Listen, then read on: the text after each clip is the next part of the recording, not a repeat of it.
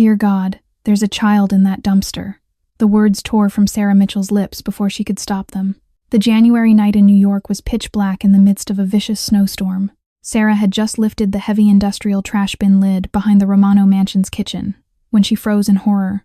Lucas Romano, 5 years old, the only son of the city's most notorious mafia boss, lay motionless among the garbage and rotting food, wrapped only in a soaked Spider-Man pajama set, frozen solid.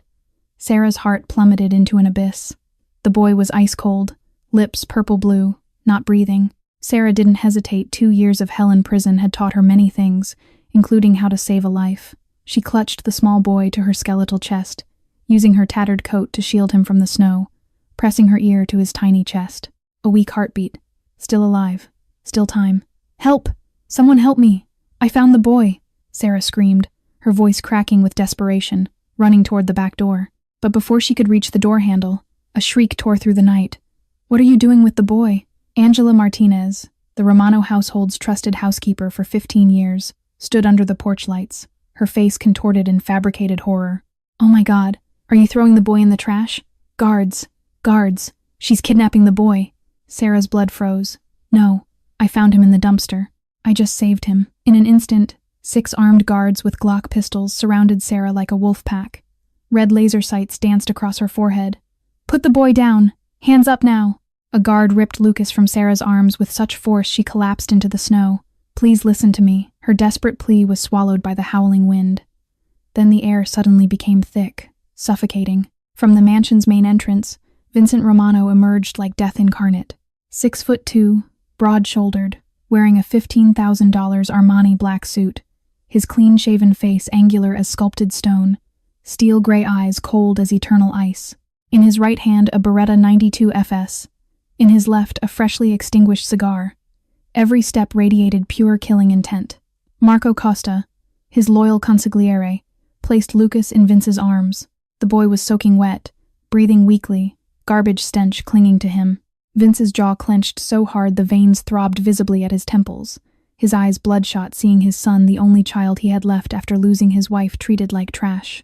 Then Vincent Romano looked at Sarah, and in that gaze nothing human remained. You. His voice was low, controlled, but every syllable carried a death threat. You just made the last mistake of your life. Sarah instinctively backed away, her entire body trembling, a reflex from years of abuse. Mr. Romano, please listen. I was taking out the trash. I heard weak crying. I found him in the dumpster. I saved him. I swear, don't say another word. The slap came without warning. So hard Sarah's head snapped sideways, the metallic taste of blood flooding her mouth. She collapsed onto the frozen gravel, her skeletal hands soaked in blood. Please, sir. Your son needs a doctor. Look at his skin. Shut up. A guard kicked Sarah's ribs. Bones cracked audibly. She fell face first into the snow, swallowing her scream of pain. Vincent handed Lucas to Marco. Get him to Dr. Kim immediately. Call the helicopter. His voice was absolutely glacial. Then he turned back to Sarah, approaching step by step like an executioner. He grabbed Sarah's hair, yanking her head back, forcing her to look directly into his eyes. The gray eyes held no trace of humanity. 2 years ago, my wife died from a bomb. It took me 63 days to find the 47 people involved. I killed each one, slowly, very slowly. He tilted his head, regarding Sarah like prey. And now you've touched my son.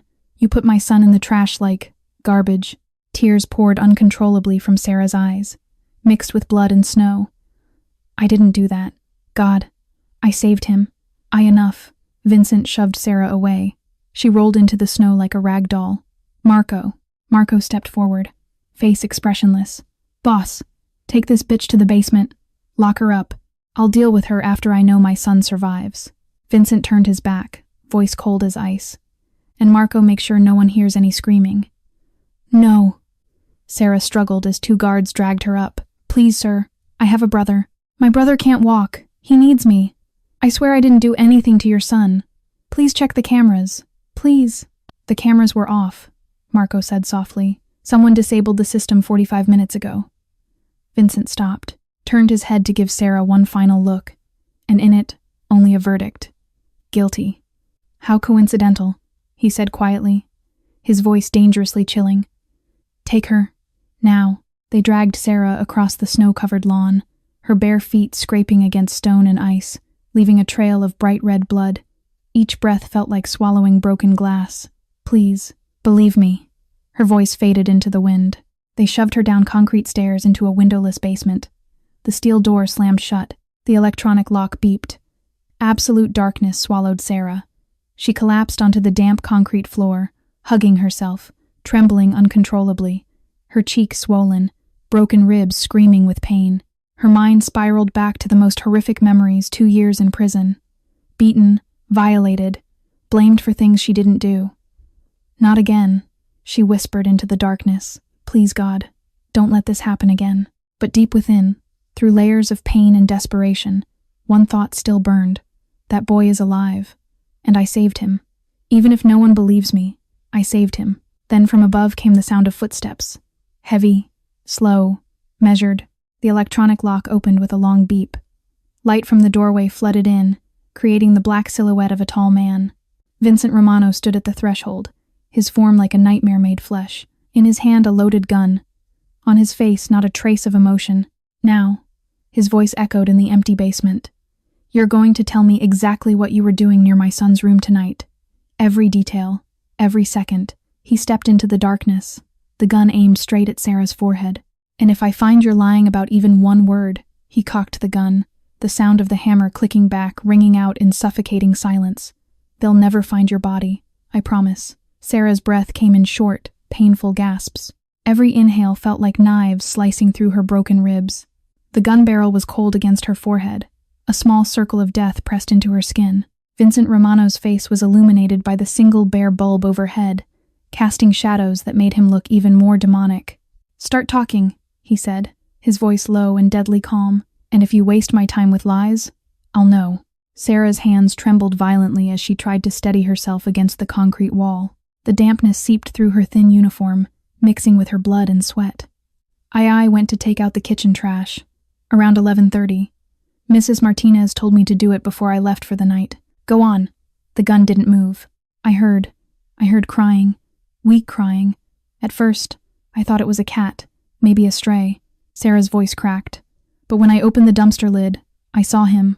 Lucas. He was so cold, barely breathing. His lips were blue. I pulled him out and she swallowed hard, tasting blood. I gave him rescue breaths, CPR, just like I learned in prison. Vincent's eyes narrowed. In prison. Yes, Sarah couldn't stop the tears now. They burned down her swollen cheeks. I took a first aid course. The prison offered it, I thought. I thought maybe it would help me get a job when I got out. How convenient. Vincent lowered the gun slightly, but his expression grew even more dangerous. You just happened to know CPR. You just happened to be taking out the trash at that exact moment. You just happened to find my son before he died.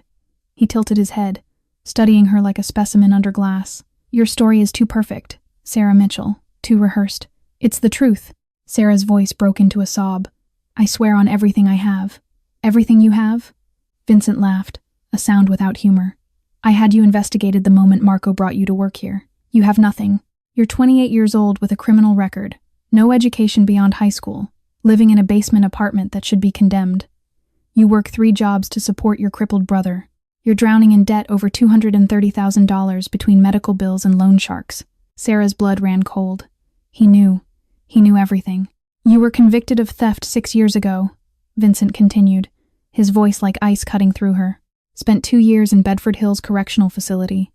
Got out at 22 with nothing but an ankle monitor and a scarlet letter. Tell me, Sarah, how does someone who stole $5,000 from her employer suddenly develop a conscience about saving children? I didn't steal that money, Sarah screamed, then immediately regretted it as pain exploded through her ribs. I was innocent. My coworker framed me. They found the money in my locker, but I didn't put it there. I tried to tell them, but no one believed me. No one ever believes people like me. People like you. Vincent crouched down, bringing his face level with hers. You mean criminals, people who prey on others, people who would do anything for money. He grabbed her chin, forcing her to meet his eyes. My son is worth hundreds of millions of dollars. If he died, if he disappeared, there would be a massive investigation. Insurance policies, inheritance disputes. Tell me who paid you to put him in that dumpster. Was it the Calabrese family? The Morettis? No one paid me. Sarah was sobbing now, her whole body shaking. I saved him. Why won't you believe me? Because I've seen 1,000 liars in my life, and they all sound just like you. Vincent released her chin with a shove. Desperate. Pitiful. With just enough truth mixed in to make the lies believable. Sarah's vision blurred with tears and pain. My brother, Ethan, he's alone. He can't walk. He needs his medication. Please, if you're going to kill me, at least let me call him first. Let me tell him, your brother. Vincent stood up, pacing like a caged predator. Another convenient detail. Another tug at the heartstrings. Let me guess, if I let you go, you'll disappear quietly? Take some money and vanish? Never tell anyone what happened here? I don't want your money. Sarah's voice was raw. I just want to go home to my brother. I want to tell him I'm okay. He'll be so scared. Criminals always have a sob story. Vincent interrupted coldly. A sick relative. A desperate situation. Something to make them seem human. But you know what I learned after my wife died? He crouched again. His face inches from hers. Everyone lies when they're afraid. Everyone performs when death is on the line.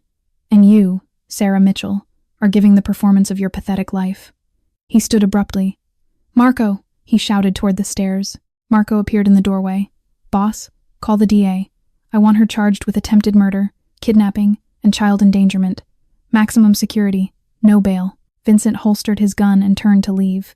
And make sure everyone in the prison knows exactly what she did. Child abusers don't last long inside. No! Sarah lunged forward, collapsing onto the concrete. Please, at least check on my brother. He's at 347 East Houston, apartment basement B, please. He'll die without his medication. Vincent paused at the doorway. For just a moment, something flickered across his face, but it vanished as quickly as it came. If your story is real, then fate will prove it. If you're lying, well, he looked back at her one final time. Hell has a special place for people who hurt children. You'll find out soon enough which side you're on. The door slammed shut. The lock clicked, and Sarah was alone in the darkness once again, her screams echoing off concrete walls that had witnessed countless confessions before hers. 3 hours later, the basement door opened again, but this time, it wasn't Vincent Romano who entered. Marco Costa descended the stairs with 2 other guards, carrying zip ties and a black canvas bag. Sarah's entire body went rigid the moment she saw the bag. Her breathing accelerated instantly short. Rapid gasps that made her broken ribs scream in agony. She knew what that bag meant. She'd seen it before, 6 years ago. No, she whispered, scrambling backward against the wall even though there was nowhere to go. No, no, no. Please, not again. Please, God, not again. Marco's expression remained neutral, professional. Miss Mitchell, we're transporting you to county jail. You can come quietly, or we can use force. Your choice. The word jail detonated something inside Sarah's mind. The basement disappeared. The present dissolved. And suddenly, she was 22 years old again, being dragged into Bedford Hills Correctional Facility for a crime she didn't commit. The intake room. Strip search. Hands rough. Invasive hands touching her everywhere while female guards laughed. Fresh meat, one of them said. Pretty thing like you won't last a week. The first night in the cell, 3 women, all bigger than her. You took money from kids' charity, didn't you? The largest one hissed. We don't like thieves who steal from kids. The beating came fast. Fists, feet, something hard, a lock and a sock across her back. Sarah curled up, just like now, trying to protect her head. Week 2. The guard, Officer Harris. Late night shift. He opened her cell, told her cellmates to turn around. You want protection, don't you? He whispered. I can make things easier for you.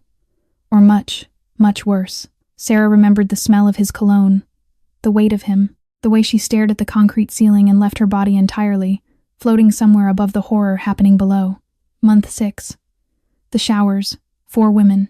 Child stealer bitch. Sarah never saw most of their faces. Just tile, blood, water mixing with red, swirling down the drain. 3 broken ribs that time, the same ribs that were broken now. Year 1. Finding her cellmate Monica, the only person who'd been kind to her hanging from a bedsheet. Monica's purple face, her open, dead eyes, the note. Can't take it anymore. Sarah tried to cut the sheet, but it was too late. She held Monica's cold body and screamed until her voice died. Year 2. The day DNA evidence finally proved her innocence. The lawyer saying, "We're sorry for the mistake. Mistake. 2 years of hell. Just a mistake. No compensation. No apology from the guards who looked away. No justice for what Officer Harris did 23 times. Just, you're free to go. Miss Mitchell? Marco's sharp voice yanked Sarah back to the present, but she couldn't stop hyperventilating, couldn't stop seeing the bars, the blood, Harris's face above hers. I can't go back there, Sarah gasped, her voice breaking into something inhuman. They'll kill me this time. They will. They'll know I'm accused of hurting a child. I won't survive a week. Marco, please. She looked up at him with wild, desperate eyes. I saved that boy. I swear on my life I saved him. Please believe me. Please. Marco's jaw tightened almost imperceptibly, but his voice remained cold. I follow orders, Miss Mitchell. Nothing personal. The guards moved in. Sarah fought, screaming, clawing, kicking despite her broken ribs, but she was skeletal, weak, and they were 3 grown men. They zip-tied her wrists behind her back so tightly the plastic cut into skin. One guard grabbed her hair, forcing her head down. Then came the black bag. The moment the canvas went over her head, Sarah's world ended. Darkness, suffocating darkness, the smell of musty fabric. She couldn't breathe, couldn't see. The bag tightened around her neck, not enough to strangle, but enough to trap her in complete sensory deprivation. No, no, please. Her screams were muffled by the thick canvas. She thrashed, but hands gripped her arms, her shoulders, lifting her. They carried her up the stairs, each step jolting pain through her body. She heard a door open. Cold air hit the bag. Snow. She was outside. Vehicles ready, sir, a voice said. Sarah felt herself being shoved into a confined space. A van.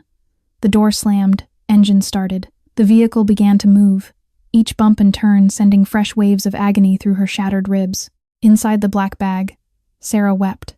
She wept for the girl she'd been at 22, innocent and terrified. She wept for Ethan, alone and scared, wondering where his sister had gone. She wept for Lucas, hoping he would survive even if she wouldn't. And as the van drove through the snowy New York night toward county jail, Sarah Mitchell whispered one final prayer into the suffocating darkness. If I die in there, please let someone tell Ethan I love him. Please don't let him think I abandoned him. The van drove on, and the black bag swallowed her screams. The van stopped. The engine died. The black bag was ripped from Sarah's head, and she gasped for air like a drowning woman breaking the surface. Fluorescent lights burned her eyes. She was in the intake area of Manhattan County Jail. Mitchell, Sarah, age 28. Charges: attempted murder of a minor, child endangerment, kidnapping. The booking officer read from a screen without looking at her. His voice was mechanical, bored. Previous conviction: theft. Served 2 years at Bedford Hills. Another officer, a heavy-set woman with cold eyes, grabbed Sarah's arm. Repeat offender, huh? And now you're hurting kids? You people make me sick. Sarah tried to speak, to explain, but her voice was gone. The zip ties were cut from her wrists, leaving deep red grooves in her skin. They fingerprinted her, photographed her. The mugshot would show a skeletal woman with a swollen, bruised face, one eye nearly shut, looking more corpse than human. Strip search, the female officer ordered. Sarah's hands shook as she removed her blood-stained uniform. The other women in the processing room, inmates on work detail, watched with predatory interest. One of them, a muscular woman covered in tattoos, leaned in and whispered to another, "Child abuser. I can smell them." The word spread like wildfire. By the time Sarah was issued her orange jumpsuit and assigned to cell block D, every inmate in the facility knew exactly what she was accused of. They put her in a cell with 3 other women. The moment the bars slammed shut, the largest one, a woman with a scarred face and knuckles like stones, stood up from her bunk. "You hurt a kid?" she asked, her voice deceptively quiet. "No," Sarah whispered. "I saved him. I swear. She's lying," another woman said. "They always lie. My cousins in Bedford said they had a bitch there who stole from a children's charity." "That you?" Sarah's blood turned to ice. "I was innocent. I was proven innocent. Shut up." The scarred woman stepped closer. "We'll deal with you at shower time. For now, stay on your bunk and don't say a word. You understand me?" Sarah nodded, climbing onto the bare mattress. Her ribs screamed. She curled into a ball, making herself as small as possible, and waited for the inevitable. Shower time came at 6 p.m. 20 women shuffled into the communal shower area, a cold, tile-covered room with 6 shower heads and no privacy. Sarah tried to stay near the wall, to make herself invisible.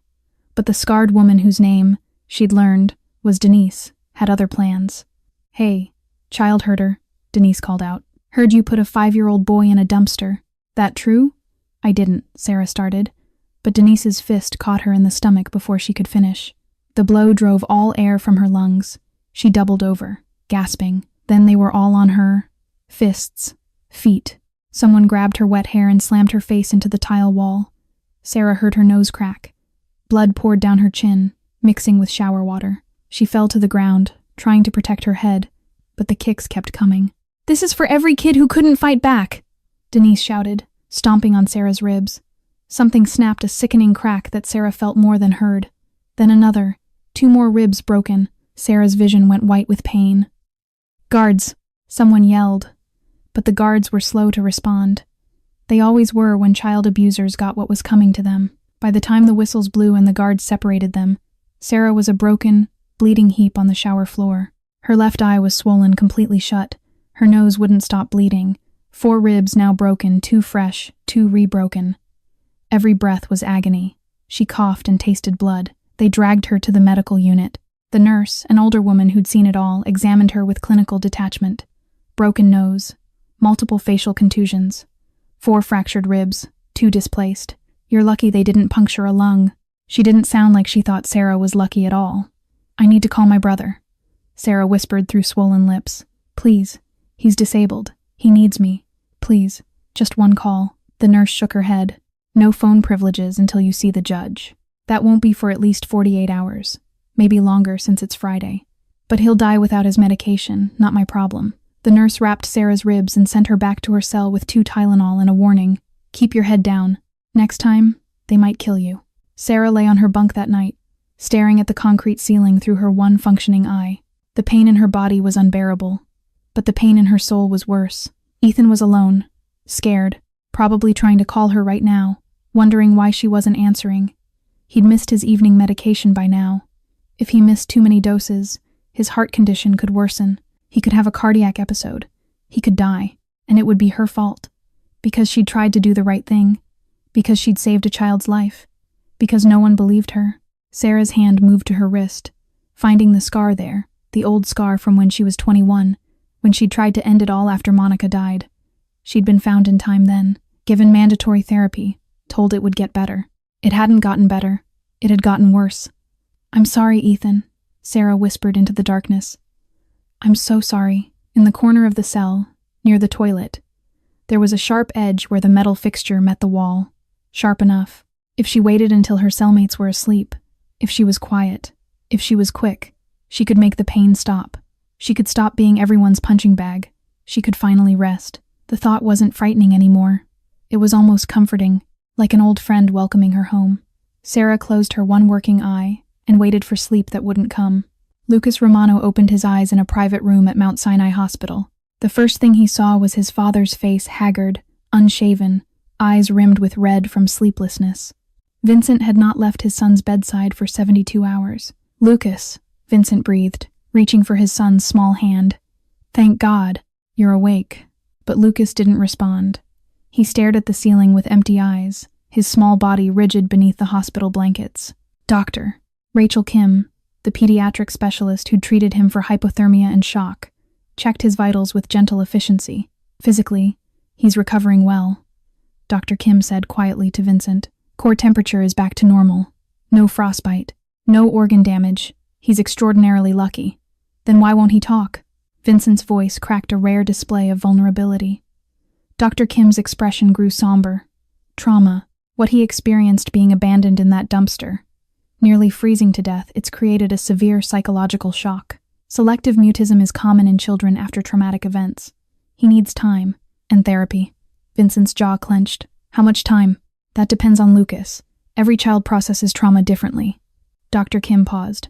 "Mr. Romano, I need to ask, has Lucas said anything at all? Any words about what happened?" "Nothing. He just cries. Silent tears. Like he's afraid to make noise." Vincent's hand tightened on his son's. "I'll kill whoever did this." Slowly. "Revenge won't heal him," Dr. Kim said gently. "Love will, patience will, time will." Over the next 3 days, Lucas remained mute. He ate when fed, slept fitfully with nightmares that made him whimper but never scream, and he cried constantly, silently, tears streaming down his small face for reasons he couldn't or wouldn't articulate. Vincent brought toys, books, Lucas's favorite stuffed spider. Nothing worked. The boy who'd been so bright, so full of laughter before his mother died, had withdrawn into a shell that seemed impenetrable. Then, on the fourth day, Dr. Kim tried something different. She brought paper and crayons. "Lucas," she said softly, sitting beside his bed. "Sometimes when we can't say what we feel, we can draw it. Would you like to draw something for me?" For the first time since waking, Lucas showed interest. His small hand reached for a black crayon, then a brown one, then red. Vincent watched from the doorway as his son began to draw with intense concentration. The image emerged slowly. A large, dark shape, the dumpster, black bags surrounding a small figure in blue pajamas, and then, above it all, a thin figure with long, dark hair reaching down. "What's he drawing?" Vincent asked, moving closer. Lucas didn't look up. He grabbed an orange crayon and colored the thin figure's uniform. Then he added details: skeletal arms, a gentle face, hands holding the small blue figure close. The drawing was crude, childlike, but the emotion in it was unmistakable. The thin figure was protecting the small one, saving him. Vincent's breath caught in his throat. "Lucas, who is that? Who are you drawing?" Lucas's hand trembled. He set down the crayon and picked up a pencil. In careful, shaky letters, he wrote beneath the thin figure, "Angel saved me." The room went silent. Vincent stared at the words, his mind reeling. Dr. Kim leaned in, studying the drawing with professional intensity. "Lucas," she said gently, "can you tell us more about this angel? Was it a woman?" Lucas nodded, tears spilling down his cheeks. "Was she wearing an orange uniform?" Another nod. "Did she take you out of the trash?" Lucas's whole body shuddered. He grabbed the pencil again and wrote, "Cold, dark, couldn't breathe. Angel found me. Warm, safe." Vincent felt something crack inside his chest, something that had been frozen solid since Isabella died. He looked at the drawing again, really looked at it. The thin figure, the orange uniform. Sarah Mitchell had been wearing an orange uniform. Sarah Mitchell was skeletal, exactly as Lucas had drawn. "Dr. Kim," Vincent said slowly, his voice strange even to his own ears. "Do they lie about things like this?" "Doctor," Kim met his gaze steadily. "Mr. Romano, in my 20 years as a pediatric psychologist, I've worked with hundreds of traumatized children, and I can tell you with absolute certainty, children don't lie about their saviors. They might lie about who hurt them out of fear, but they never, ever lie about who saved them." She pointed to the drawing. "This woman, whoever she is, this is who Lucas remembers pulling him from that dumpster. This is who he credits with saving his life." Children's trauma memories are remarkably accurate, especially the emotional truth of them. Vincent's hand shook as he picked up the drawing. Sarah's face, thin, desperate, terrified, flashed through his memory. Her screaming that she'd saved Lucas. Her begging him to believe her. The way she'd fought against being taken to jail. Not for herself, but pleading for someone to check on her brother. "What have I done?" Vincent whispered. Lucas looked up at his father for the first time in days. And in a small, hoarse voice, the first words he'd spoken since the nightmare began, he said, "Daddy, where's the angel? I want to say thank you." Vincent Romano's world tilted on its axis. Marco Costa had built his career on instinct. 20 years in the Romano family had taught him to read situations, to see patterns others missed, to trust the uncomfortable itch at the back of his neck when something didn't add up. And nothing about the Sarah Mitchell situation added up. He sat alone in Vincent's private security office at 3 a.m, 4 days after the incident, surrounded by monitors displaying frozen frames from the mansion's surveillance system. A cold cup of coffee sat untouched beside him. He'd been reviewing footage for 6 hours straight. Something was wrong. He'd felt it from the beginning, from the moment Angela Martinez had screamed about Sarah throwing Lucas in the trash. Angela had been hysterical, but there was something rehearsed about it. Something too perfect, like an actress who'd practiced her lines. Marco pulled up the timeline again.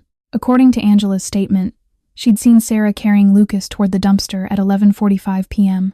She'd confronted Sarah immediately, then called for guards, but the security footage told a different story. Marco rewound to 11 p.m. The kitchen camera showed Sarah finishing her cleaning duties. Normal, nothing suspicious. Then, at 11:22, Angela entered the kitchen and spoke to Sarah briefly. Sarah nodded, picked up 2 garbage bags, and headed toward the back door. Standard, just taking out the trash as ordered. But here's where it got interesting. Marco fast-forwarded to 11:15, 7 minutes before Sarah even picked up the trash bags. On the exterior camera covering the back alley, he watched Angela Martinez walk purposefully to the security panel mounted near the kitchen door. She looked around, checking if anyone was watching, then opened the panel and began pressing buttons. The timestamp on the exterior camera flickered, then went black. "Son of a bitch," Marco muttered. He switched to the interior hallway camera. Same thing. At 11:18, 3 separate cameras went offline. Not a system malfunction. Manual shutdown. And Angela Martinez had the master code. Vincent had given it to her years ago because she was trusted family staff. But why would Angela disable the cameras before Sarah went to take out the trash? Unless Angela already knew what was going to be in that dumpster. Marco's blood ran cold. He pulled up the property perimeter cameras, the ones that covered the entire estate grounds, operated on a separate system that Angela didn't have access to. He rewound to 10:45 p.m. There, a figure moving near the service entrance, dark clothing, moving quickly. The figure was carrying something small, wrapped in what looked like a blanket. The figure approached the dumpster, opened it, placed the bundle inside, then closed it and disappeared back toward the mansion's west wing. The person was too far away for facial recognition, but Marco could see the build. Female, medium height. Angela's height. Marco sat back in his chair, his heart pounding. He pulled out his phone and opened the secure app the family used to monitor all staff communications. As Vincent's consigliere, he had access to everyone's phone records, a necessary security measure when you ran a criminal empire. He pulled up Angela Martinez's call log for the past month. Most of it was normal. Calls to grocery suppliers, the cleaning service, her sister in New Jersey. But then Marco noticed a pattern. Over the past 3 weeks, there were 16 calls to a number with a blocked ID. Each call lasted between 2 and 7 minutes. The most recent call had been made at 9:30 p.m. on the night of the incident, just 90 minutes before Lucas ended up in the dumpster. Marco traced the number through the family's private investigator network. It took 20 minutes, but he got results.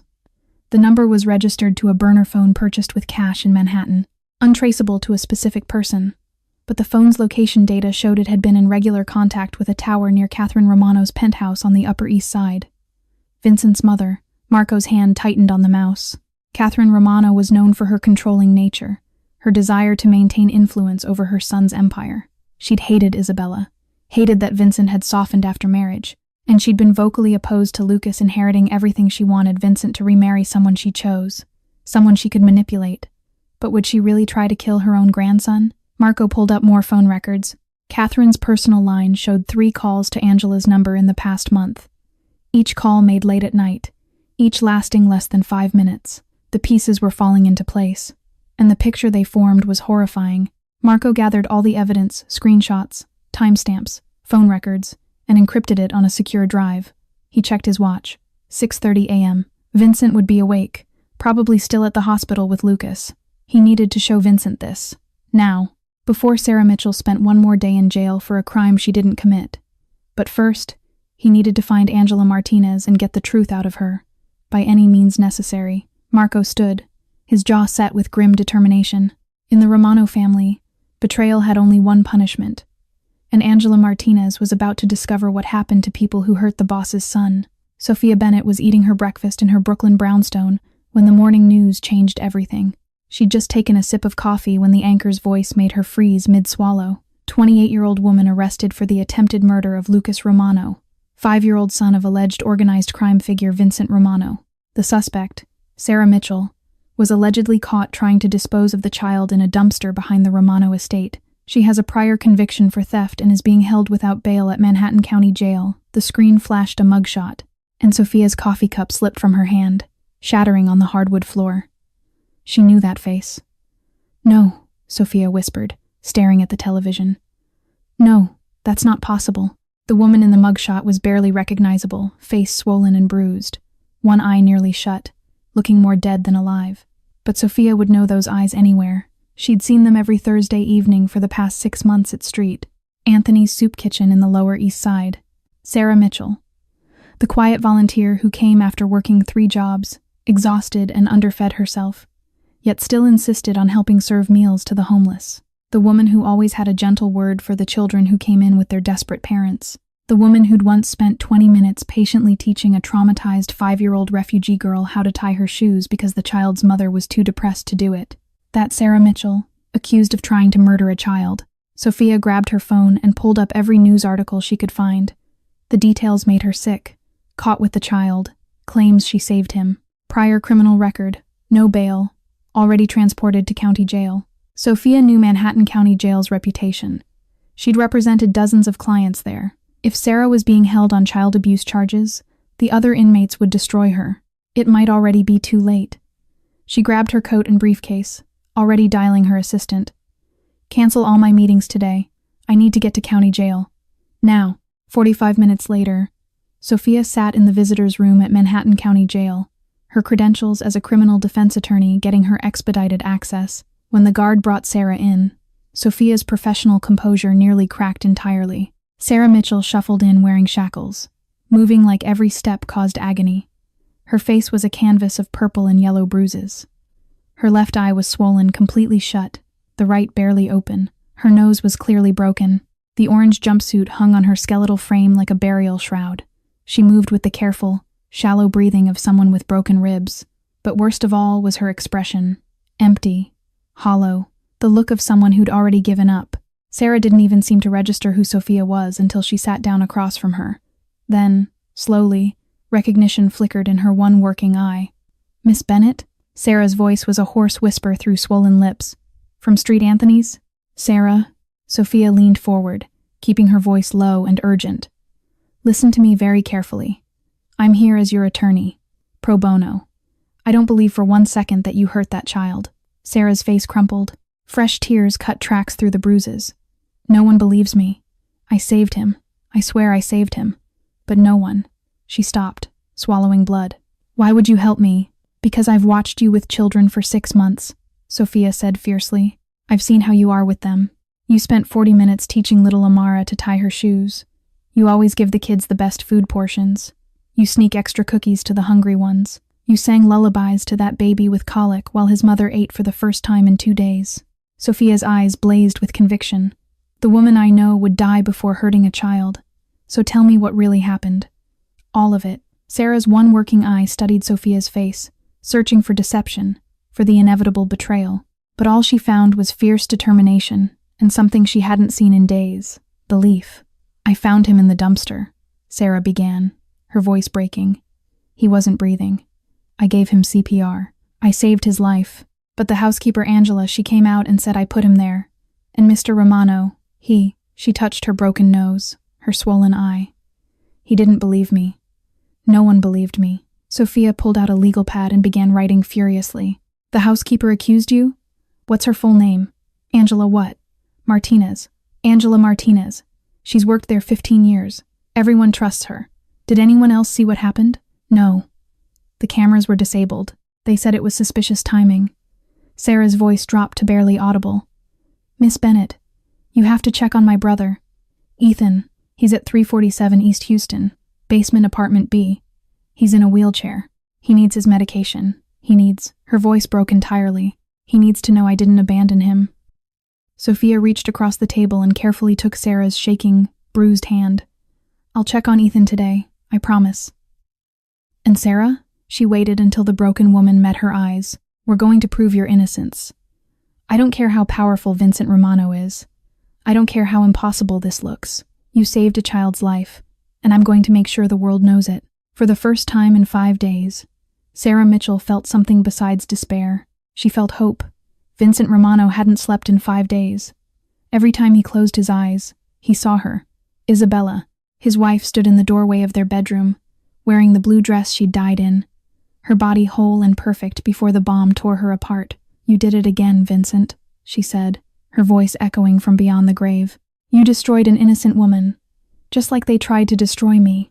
"No," Vincent would gasp, reaching for her. "This is different. Sarah Mitchell is guilty. She has a record, so did I." Isabella's image flickered, her face morphing into Sarah's battered, pleading expression. "Remember, Vincent? Remember when they accused me of embezzling from the charity? Remember how everyone believed I was guilty because the evidence looked so perfect? Remember how you almost believed it too?" Vincent would wake in a cold sweat, his heart hammering, because he did remember. He remembered every agonizing detail. It was 3 a.m. Vincent sat in his study at the mansion, a bottle of scotch open on the desk. Lucas's latest drawing spread before him. His son had drawn it that evening, another image of the angel who saved him. This time, Lucas had added more details. The angel's thin arms, her scared eyes, the orange uniform. Vincent picked up his phone and pulled up the police report on Sarah Mitchell. He'd read it a dozen times, but something kept drawing him back. Something that didn't fit. Sarah Mitchell, age 28. Convicted 6 years ago of stealing $5,000 from Morris's department store where she worked as a stockroom clerk. Sentenced to 2 years at Bedford Hills Correctional Facility. Served full term. Released at age 22, but there was a footnote. An addendum added 2 years after her release. Vincent clicked on it. His blood ran cold as he read. Case update. DNA evidence recovered from security footage and store safe handle, previously contaminated during initial investigation, was retested using advanced forensic methods. Results conclusively excluded Sarah Mitchell as the perpetrator. DNA matched co-worker Jennifer Hartley, who has since fled the state. Official exoneration issued. No compensation awarded due to statute of limitations. Vincent read it again. Then again. Sarah Mitchell had been innocent. She'd spent 2 years in prison for a crime she didn't commit. 2 years of hell because someone framed her. Because evidence was planted. Because everyone believed the obvious story instead of the truth. Just like Isabella, Vincent's hands shook as he opened another file, one he kept locked in his private safe, one he rarely looked at because it hurt too much. Isabella's case. 7 years ago, before they were married, she'd been accused of embezzling $200,000 from the children's cancer charity she managed. The evidence had been damning. Offshore accounts in her name, forged signatures, email trails. Everyone believed she was guilty. The board of directors, the police.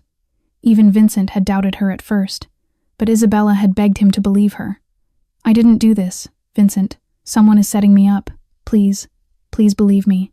Vincent had hired the best investigators money could buy. It took 4 months, but they'd found the truth. Isabella's assistant had been embezzling for years, creating fake accounts in Isabella's name. The assistant was caught trying to flee to Costa Rica with the money. Isabella had been exonerated, but the damage was done. She'd lost 4 months of her life. Her reputation destroyed, her faith in the justice system shattered. She told Vincent later that those 4 months of being called a thief, of seeing disgust in people's eyes, of being treated like garbage, it had been worse than any physical torture. The worst part, Isabella had said, tears streaming down her face, was knowing I was innocent but watching everyone believe I was guilty. Watching people look at me like I was trash. Vincent closed his eyes and saw Sarah Mitchell's face in the basement, the way she'd looked at him with desperate, terrified eyes, the way she'd begged him to believe her, the exact same way Isabella had begged. I saved him. I swear to God, I saved him. What if she was telling the truth? Vincent opened Sarah's file again and dug deeper. Work history. 3 jobs simultaneously. Wages garnished for medical debt and loan shark payments. References from all 3 employers. Reliable, hardworking, honest, never missed a shift. He found her volunteer work. Street. Anthony's Soup Kitchen. Every Thursday evening for 6 months. The supervisor's note.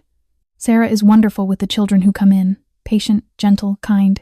Vincent's chest tightened. He pulled up Lucas's drawing again. The thin angel with scared eyes. An angel who'd saved his son while knowing she'd be blamed. His phone buzzed. A text from Marco. "We need to talk. Found something about Angela. Something bad." Vincent stared at the message, his mind reeling. Angela. The cameras disabled before Sarah took out the trash. The too perfect accusation. The way Angela had been so certain, so rehearsed. Vincent stood abruptly, the scotch forgotten.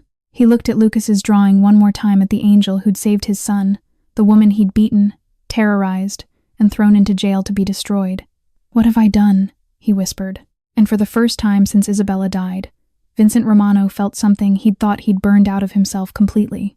Doubt, and beneath it, rising like a tide, horror at the possibility that he'd become the very thing Isabella had feared most, a man who destroyed the innocent because he was too broken to see the truth. Vincent Romano walked through the corridors of Manhattan County Jail, with Marco at his side, his footsteps echoing off concrete walls that had witnessed countless human tragedies.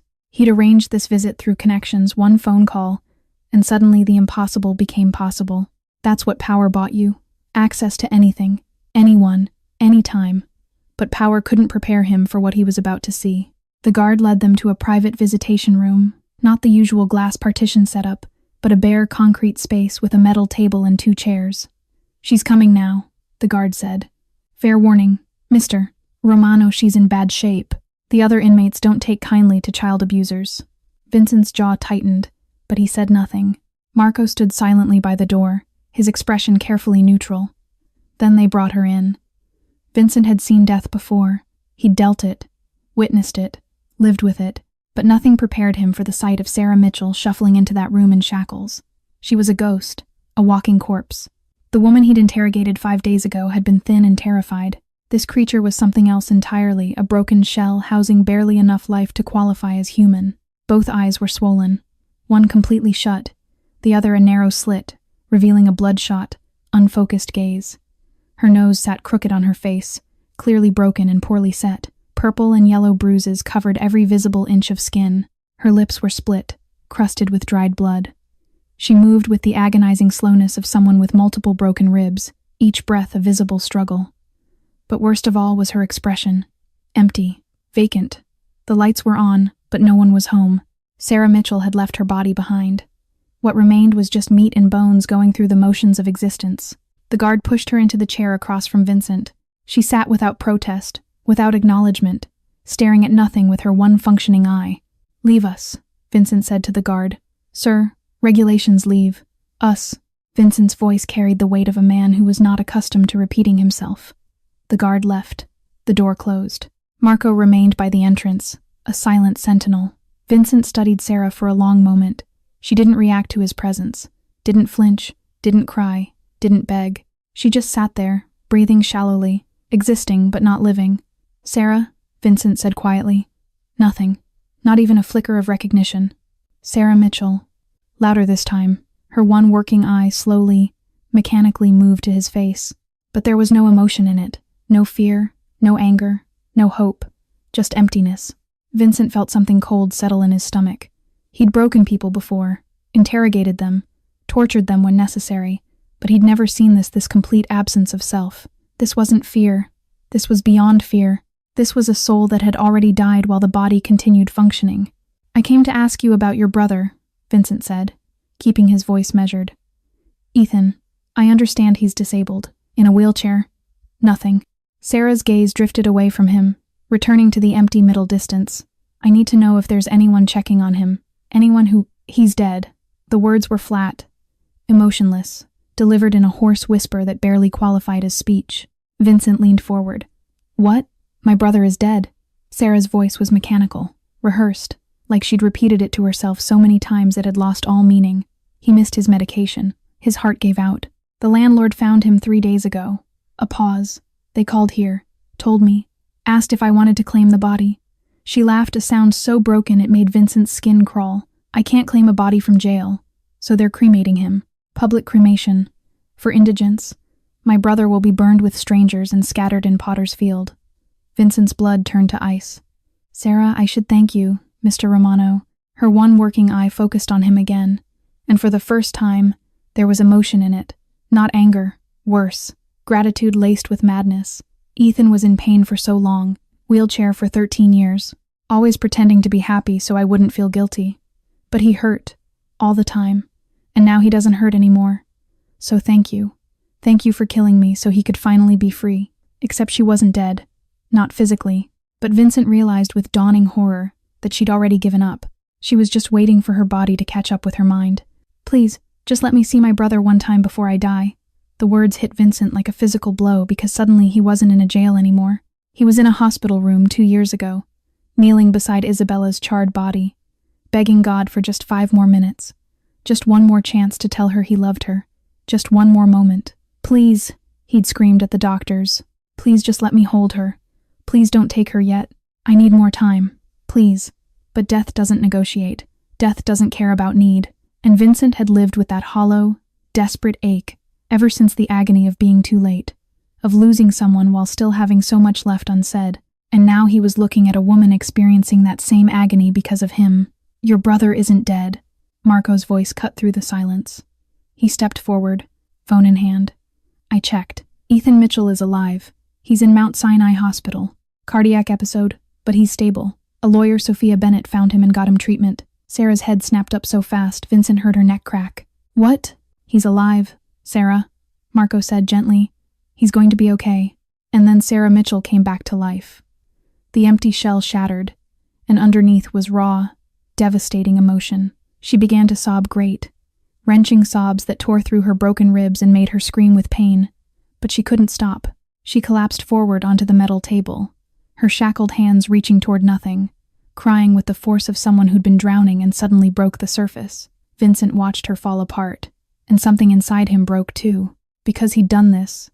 He'd taken an innocent woman and destroyed her. He'd sent her into hell based on assumption and rage. He'd become the monster he'd spent 2 years hunting someone who hurt the innocent because the truth was too complicated to see. Get her a doctor, Vincent said hoarsely. Now. And Marco. He stood, unable to watch anymore. Find out everything about Angela Martinez. Every phone call. Every bank transaction. Every breath she's taken in the last month. Because if I'm wrong about Sarah Mitchell, he didn't finish. He didn't have to. Marco understood. If Vincent was wrong, then someone else had put his son in that dumpster. And that someone was about to discover what happened when you made Vincent Romano's biggest mistake hurting someone he should have protected. Vincent Romano walked through the corridors of Manhattan County Jail with Marco at his side, his footsteps echoing off concrete walls that reeked of bleach and despair. He'd arranged this visit through connections, one phone call, and suddenly the impossible became possible. That's what power bought you. Access to anything, anyone, anytime. But power couldn't prepare him for what he was about to see. The guard led them to a private visitation room, not the usual glass partition setup, but a bare concrete space with a metal table and 2 chairs. She's coming now, the guard said, lighting a cigarette despite the no smoking signs. Fair warning, Mr. Romano, she's in bad shape. The other inmates got to her pretty good. Child abusers don't last long in Gen Pop. Vincent's jaw tightened, but he said nothing. Marco stood silently by the door, his expression carefully neutral. Then they brought her in. Vincent had seen death before. He'd dealt it, witnessed it, lived with it, but nothing prepared him for the sight of Sarah Mitchell shuffling into that room in shackles. She was a ghost, a walking corpse. The woman he'd interrogated 6 days ago had been thin and terrified. This creature was something else entirely, a broken shell barely holding on to life. Both eyes were swollen, one completely shut, the other a narrow slit revealing a bloodshot, unfocused gaze. Her nose sat crooked on her face, clearly broken and poorly set. Purple and yellow bruises covered every visible inch of skin, her face, her neck, her skeletal arms. Her lips were split in multiple places, crusted with dried blood. She moved with the agonizing slowness of someone with shattered ribs, each breath a visible, painful struggle. The orange jumpsuit hung on her frame like a burial shroud, but worst of all was her expression. Nothing. Absolutely nothing. She stared at the floor with her one functioning eye, but she wasn't seeing anything. She'd gone somewhere else, somewhere inside herself where the pain couldn't reach, where reality couldn't touch her. The guard pushed her into the chair across from Vincent. She sat without protest, without acknowledgement, like a puppet with cut strings. Her shackled hands lay motionless on the metal table. "Leave us," Vincent said to the guard. "Sir, regulations require leave. Us." Vincent's voice carried the weight of a man unaccustomed to repetition. The guard left. The door closed. Marco remained by the entrance, silent.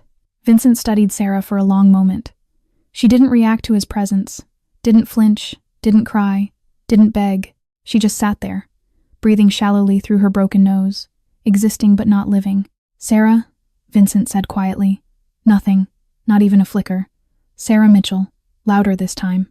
Her one working eye slowly, mechanically moved to his face, but there was no recognition in it. No fear, no anger, no hope, just a vast, empty wasteland where a person used to be. Vincent felt something cold and unfamiliar settle in his stomach. Guilt. He'd broken people before, interrogated them, destroyed them when necessary, but he'd never seen this complete absence of self. This wasn't fear. This was something worse. This was a soul that had already surrendered to death, while the body continued its meaningless functions. "I came to ask you some questions," Vincent began, keeping his voice measured. "Professional. About what happened that night." "Nothing." Sarah's gaze drifted back to the table, to her own mangled hands. Vincent tried a different approach. "Your brother, Ethan. He's 25, correct? Lives with you in a basement apartment on East Houston Street?" Still nothing. Sarah might as well have been carved from stone. "Is someone checking on him? Does he have anyone else who Ethan?" The word was barely a whisper, so quiet Vincent almost missed it. But suddenly, Sarah's entire body went rigid. Her one working eye snapped back to his face, and for the first time, there was something in it. Something raw and desperate and alive. "My brother," her voice cracked, tears suddenly streaming down her battered face. Is he still?" She couldn't finish the sentence, overcome by violent sobs that made her scream in pain as they tore through her broken ribs. "He's alone," Sarah gasped, her whole body shaking. "He can't walk. He needs his medication twice a day. His heart medication. If he misses doses, his heart could..." She was hyperventilating now, panic flooding back into her dead eyes. "How many days has it been? 6? 7? Oh God, he's dying. He's dying alone, and he thinks I abandoned him." She lunged forward as far as her shackles allowed, her skeletal hands reaching across the table toward Vincent. "Please, please, Mr. Romano. I know you're going to kill me. I know that's why you're here. But before you do," her voice broke entirely. "Please, just let me see my brother one time before I die. Just once. 5 minutes. I need to tell him I didn't leave him. I need him to know I didn't abandon him. Please, I'm begging you. I'll do anything. Just let me see Ethan one more time." And suddenly, Vincent Romano wasn't in a jail anymore. He was in a hospital corridor 2 years ago, covered in Isabella's blood, being held back by 6 officers while doctors worked frantically behind closed doors. "Please," he'd screamed, fighting against the hands restraining him. "Please let me see her, just for 5 minutes. I need to tell her I need." His voice had shattered. "Please don't let her die without knowing I love her. Please. I'm begging you. Just 5 minutes." But there had been no 5 minutes.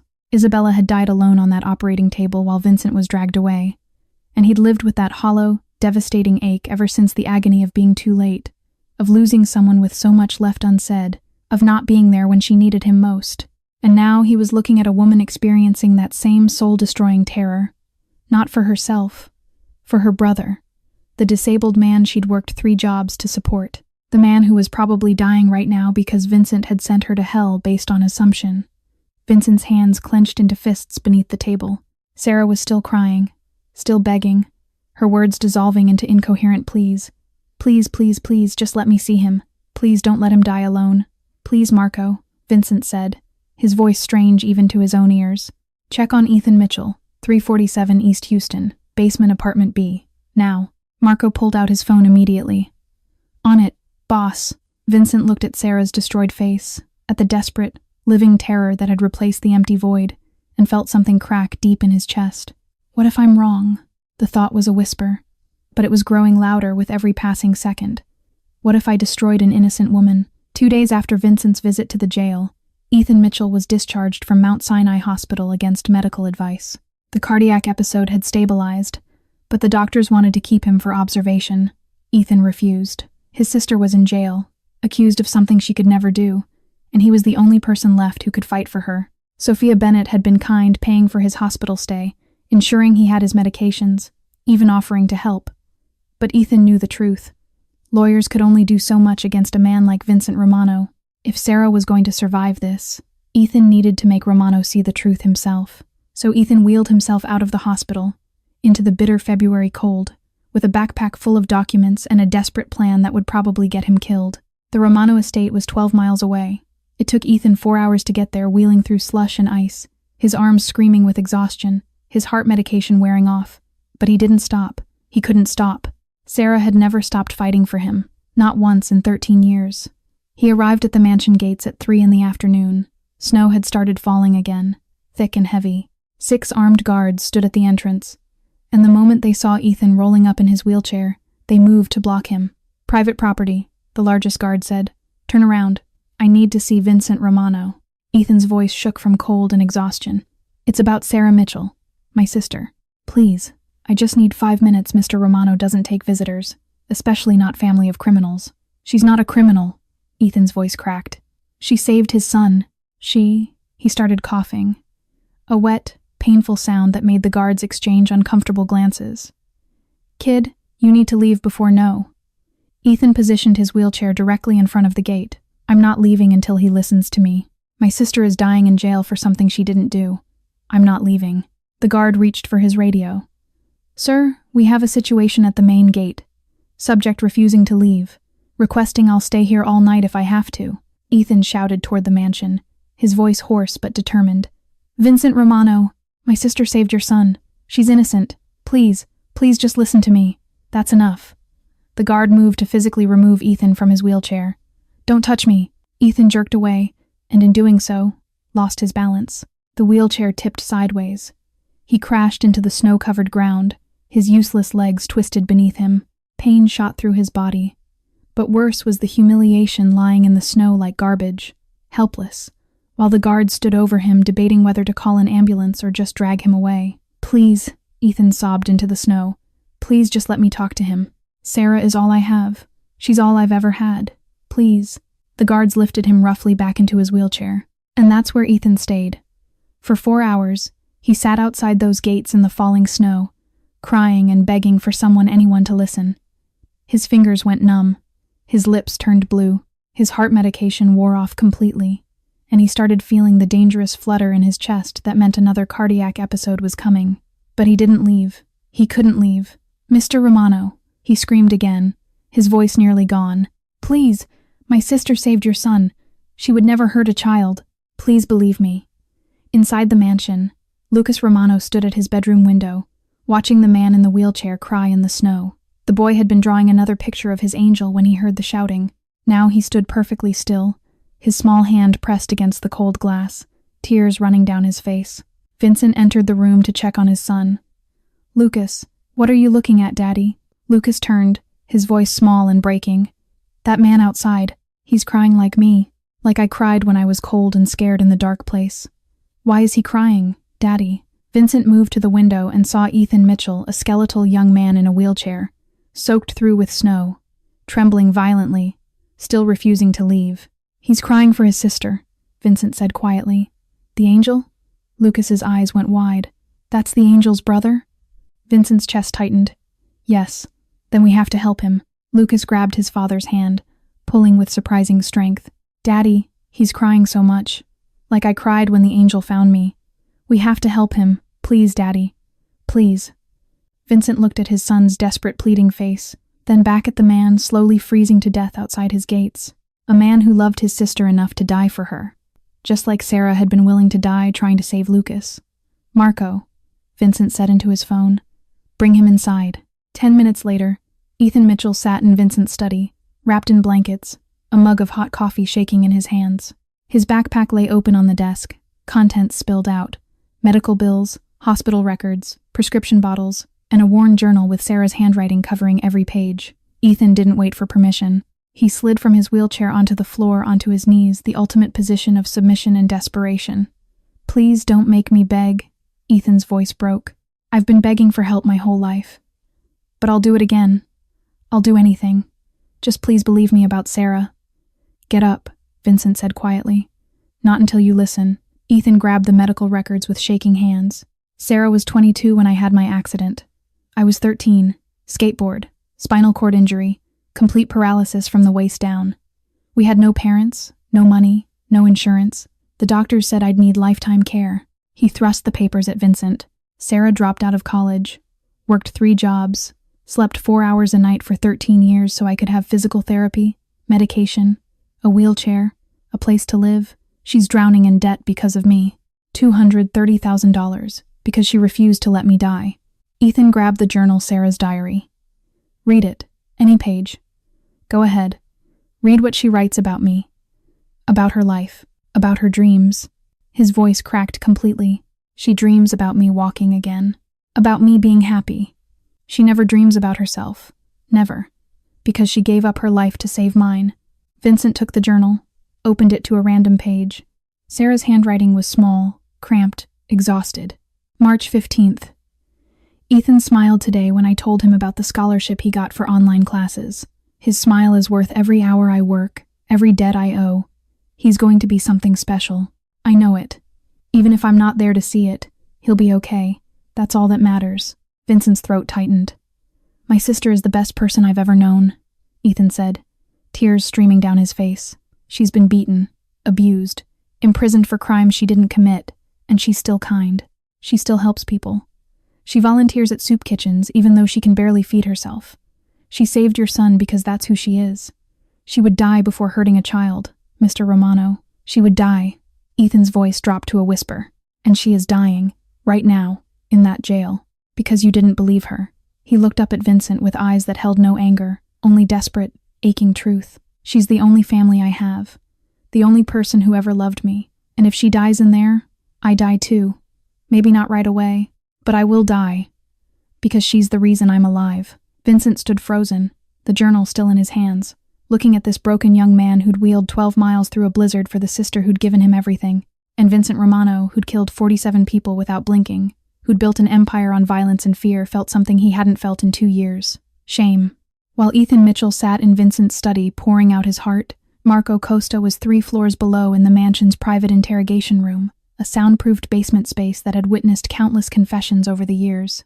And tonight, it would witness one more. Angela Martinez sat handcuffed to a metal chair, her carefully maintained composure beginning to crack. She'd been there for 6 hours. No food, no water, no bathroom breaks.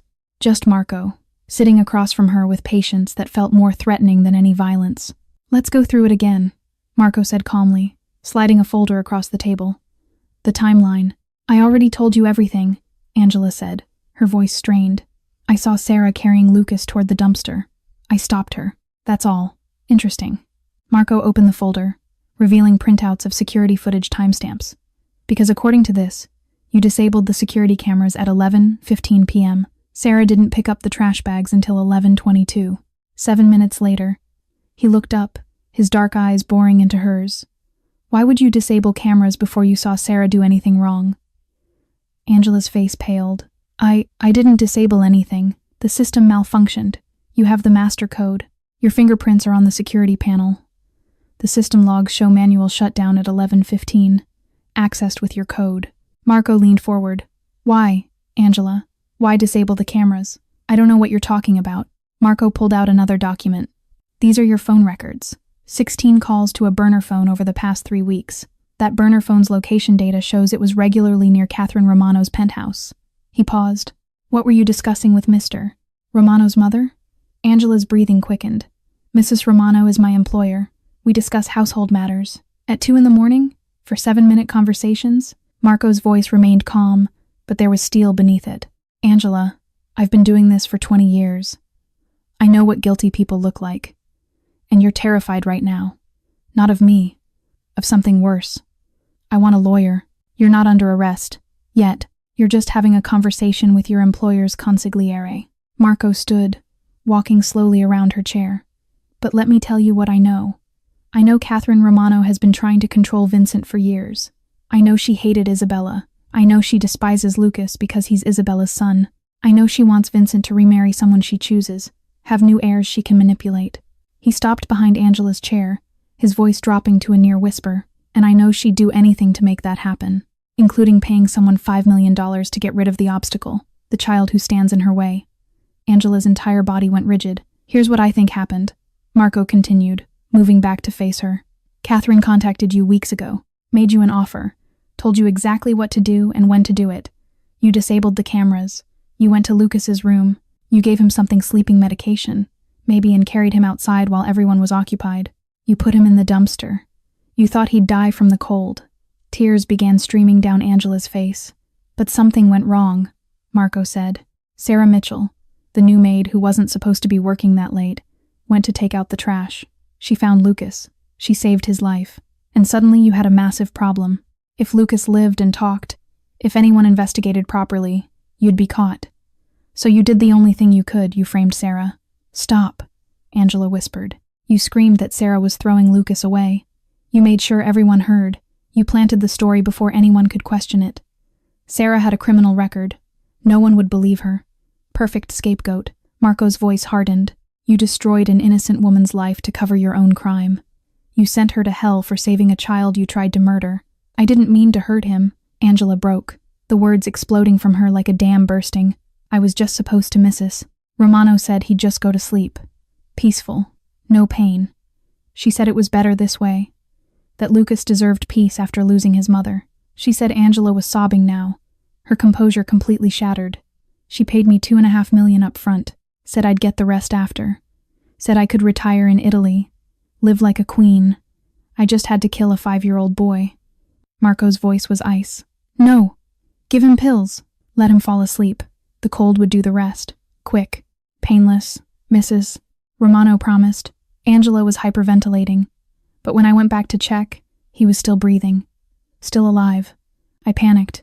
I didn't know what to do. If he woke up, if he told anyone I was dead. So I put him in the dumpster and I prayed God would take him quickly. Marco felt bile rise in his throat, but he kept his expression neutral. And then Sarah found him. Yes, Angela's voice dropped to barely audible. I heard her screaming for help. I knew she'd saved him. I had to think fast. If Lucas lived and told the truth, or if anyone investigated, I'd be caught. But if everyone believed Sarah did it, she looked up at Marco with desperate, pleading eyes. I had no choice. It was her or me. I chose me. Anyone would have chosen themselves. No, Marco said quietly. Sarah Mitchell didn't choose herself. She chose to save a child, even though she knew she'd be blamed. That's the difference between you and her. He pulled out his phone, stopped the recording app that had been running since the interrogation began. This confession will be delivered to Mr. Romano immediately, along with the bank records showing Catherine's payments to your offshore account. $2.5 million. Deposited the day after Lucas ended up in that dumpster. Angela's face went white. Marco, please. She'll kill me. Mrs. Romano will. You should have thought of that before you tried to murder a child. Marco stood, heading for the door. For what it's worth, Angela, prison is safer than what Catherine will do to you when she finds out you confessed. And it's infinitely better than what Vincent will do when he hears you nearly killed his son and destroyed an innocent woman. Wait, please. I'll testify against Catherine. I'll tell everything. Just protect me. That's not my decision. Marco opened the door. 2 guards entered. Hold her here. No one in or out without my authorization. As Marco climbed the stairs, the recording secure on his phone, he thought about Sarah Mitchell broken and bleeding in a jail cell, suffering for a crime she didn't commit, suffering for doing the right thing. And he thought about Angela Martinez, who'd chosen money over a child's life. Sometimes, Marco thought, evil didn't look like a monster. Sometimes it looked like a trusted housekeeper who'd worked for you for 15 years. And that was the most terrifying truth of all. Marco took the stairs 2 at a time, the phone containing Angela's confession burning like hot coal in his pocket. He found Vincent still in the study with Ethan Mitchell, the young man's medical records and Sarah's diary spread across the desk like evidence at a trial. Boss, Marco said quietly from the doorway, I need to speak with you. Now. Privately. Vincent looked up, saw something in Marco's expression that made his blood run cold. Ethan, wait here. Someone will bring you food, and no. Ethan's voice was firm despite his exhaustion. Whatever you're about to hear, I'm hearing it too. This is about my sister. I have a right to know. Vincent studied the young man's determined face, then nodded. Close the door, Marco. Marco locked the door behind him, pulled out his phone, and set it on the desk. You need to hear this. All of it. And Vincent. He paused, his expression grim. This is going to destroy you, but you need to hear it. He pressed play. Angela Martinez's voice filled the room, shaking with tears and confession. Mrs. Romano paid me $2.5 million up front. Said I'd get the rest after. I just had to give Lucas pills. Let him fall asleep in the cold. She said it was better this way, that he deserved peace, but he was still breathing. I panicked. I put him in the dumpster. I prayed God would take him quickly. Vincent's face went white. His hands gripped the edge of the desk so hard his knuckles turned bone white. But he said nothing, just listened as his entire world collapsed. And then Sarah found him. I heard her screaming for help. I had no choice.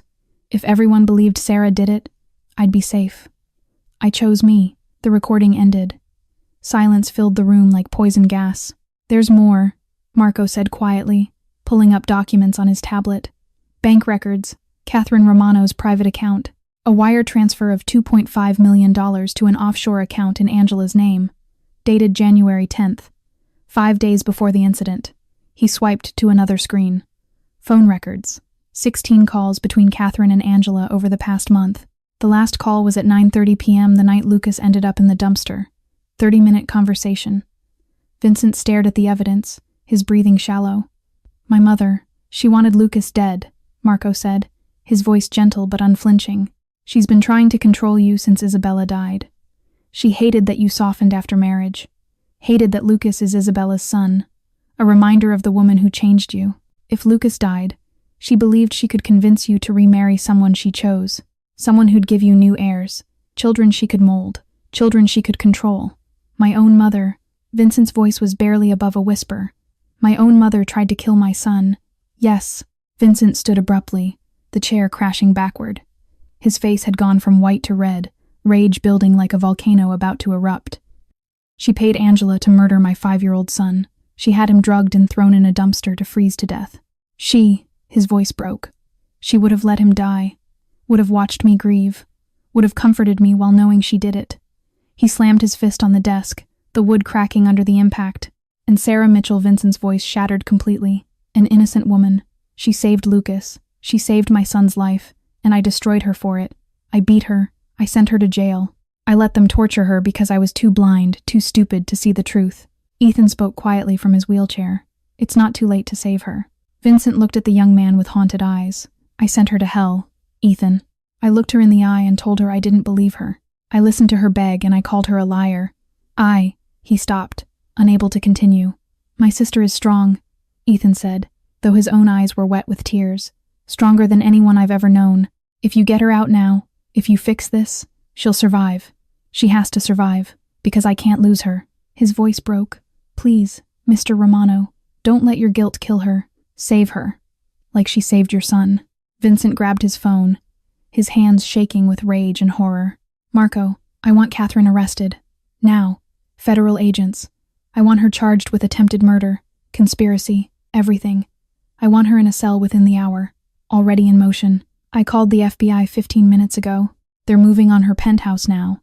And Sarah Mitchell, get her out of county jail immediately. I don't care what you have to do. Get her out, get her medical treatment, get her. Vincent's voice cracked. Get her somewhere safe. Away from me. Away from everything I've done to her. Marco nodded and left to make the calls. Vincent sank into his chair, his head in his hands. Ethan watched him silently, seeing a man break under the weight of truth, a truth that came too late, cost too much, and destroyed everything he thought he knew. My mother tried to kill my son, Vincent whispered, and I almost killed the angel who saved him. Outside, snow continued to fall, and somewhere in Manhattan, Catherine Romano was being dragged from her penthouse in handcuffs, screaming that her son would never betray her. But she was wrong, because Vincent Romano had finally learned the difference between loyalty and love, and he'd chosen love even if he'd learned it far too late. It was 3 a.m. The mansion was silent. Catherine had been taken away in handcuffs hours ago, screaming Vincent's name. Ethan had fallen asleep on the study couch, exhausted from his ordeal. Marco was coordinating Sarah's release from jail, and Vincent Romano sat alone in his office, surrounded by the remnants of a life he no longer recognized. Sarah Mitchell's file lay open on the desk before him, not the basic background check he'd glanced at before the full investigation. Every page, every detail, every moment of her 28 years of suffering, Vincent read it all, and with each page, something inside him died. Age 5. Parents killed in car accident on the Cross Bronx Expressway. Sarah witnessed the crash from the back seat, found 3 hours later by emergency responders, still sitting in the wreckage, holding her mother's cold hand, singing the lullaby her mother used to sing to her. Vincent's hands trembled as he turned the page. Ages 5 to 18. Cycled through 7 foster homes. First family, the Harrisons used her as free labor, made her sleep in the basement, fed her table scraps. Second family, the Johnsons, physical abuse documented by school nurse, removed after 3 months. Third through 7th, families, various forms of neglect and exploitation. No family kept her longer than 2 years. Reason cited in reports: difficult child, behavioral problems, ungrateful. She wasn't difficult, Vincent thought, staring at a photo of 10-year-old Sarah, thin, bruised, eyes too old for her face. She was traumatized, and no one cared enough to help her. Age 18, aged out of foster system, took custody of younger brother Ethan Mitchell, age 15. Worked 2 jobs while finishing high school to support them both. Age 20, Ethan's skateboarding accident, complete spinal cord injury. Sarah dropped out of community college to work 3 jobs. Assumed all medical debt. Has worked 3 jobs continuously for 8 years to support brother's care. Age 22. Arrested for theft of $5,000 from Morris's department store. Evidence: money found in her locker. Security footage allegedly showing her near the safe. Convicted. Sentenced to 2 years at Bedford Hills Correctional Facility. Vincent pulled up the Bedford Hills incident reports. His stomach turned. Intake assault. Beaten by 3 inmates within first 24 hours. 2 broken ribs. Month 2. Sexual assault by corrections officer James Harris. Incident unreported by victim due to fear. Harris later fired for similar incidents with other inmates, but no charges filed. Month 6. Assault in showers. 3 broken ribs, broken nose, severe facial lacerations. Reason cited by inmates. Child stealer deserves worse. Month 8. Witnessed cellmate Monica Rodriguez suicide by hanging. Mitchell found holding the body. Catatonic. Required psychiatric intervention. Month 12. Suicide attempt by Mitchell. Found with self-inflicted lacerations to wrists. Survived. Mandatory counseling. Vincent's vision blurred. Sarah had tried to kill herself in prison, just like she was probably trying to kill herself now, in the same hell he'd sent her back to. Month 24. DNA evidence retested using advanced forensics. Results conclusively excluded Sarah Mitchell as perpetrator. DNA matched co-worker Jennifer Hartley, who confessed to framing Mitchell and fled to Mexico. Mitchell officially exonerated. Released with apology. No compensation provided. She was innocent. She'd spent 2 years being tortured, raped, and broken for a crime she didn't commit. And when they finally admitted their mistake, they gave her nothing. No money, no therapy, no acknowledgement of the hell she'd endured. Just, our mistake. You're free to go. And she'd gone straight back to taking care of Ethan. Gone straight back to working 3 jobs. Gone straight back to drowning in debt and pain, but still volunteering at soup kitchens because she couldn't stop being kind, even after the world had destroyed her. Vincent stood abruptly, walking to the window. His reflection stared back at him. A man who'd built an empire on violence, who'd killed 47 people to avenge his wife, who prided himself on protecting his family at any cost. And what had he done with all that power? With all that ruthless efficiency? He'd beaten an innocent woman. He'd terrorized her. He'd sent her to the same prison where she'd been raped and tortured, knowing what would happen to someone accused of child abuse. He'd ignored her desperate pleas about her disabled brother. He'd looked into her terrified eyes and called her a liar when she was telling the truth. He'd done to Sarah Mitchell exactly what those corrupt cops had done to Isabella assumed guilt, refused to investigate, destroyed an innocent life because it was easier than seeing the truth. Vincent's reflection wavered. His chest tightened. His breathing became ragged. I became the monster she feared most, he whispered. Not his mother. Not Angela. Not the guards who beat her. Him, Vincent Romano, the man who was supposed to protect people. The man who'd sworn after Isabella died that he'd never let another innocent suffer. And he'd sent Sarah back to hell. A woman who'd saved his son. A woman who'd sacrificed everything for her brother. A woman who'd survived horrors Vincent couldn't imagine and still chose kindness. The sound that came from Vincent's throat was inhuman, a broken, agonized keen that he couldn't control. His legs gave out. He collapsed to his knees on the cold office floor, and for the first time since Isabella died, Vincent Romano cried. He cried for Sarah, broken and bleeding in a jail cell because of him. He cried for Ethan, who'd nearly died alone because Vincent refused to check. He cried for Lucas, who'd watched his father become the very evil he'd been taught to fear. He cried for Isabella, who'd loved him because she believed he was better than this. But most of all, he cried because he knew the truth. You could kill 47 guilty men and still be a monster if you destroyed one innocent woman. And Vincent Romano had become exactly that, a monster. Vincent Romano arrived at Manhattan County Jail at 2 a.m. with Marco, 4 lawyers, and a private medical team.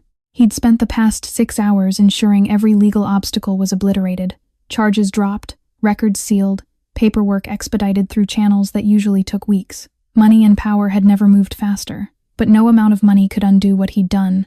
No amount of power could erase the past 8 days. The warden met him personally.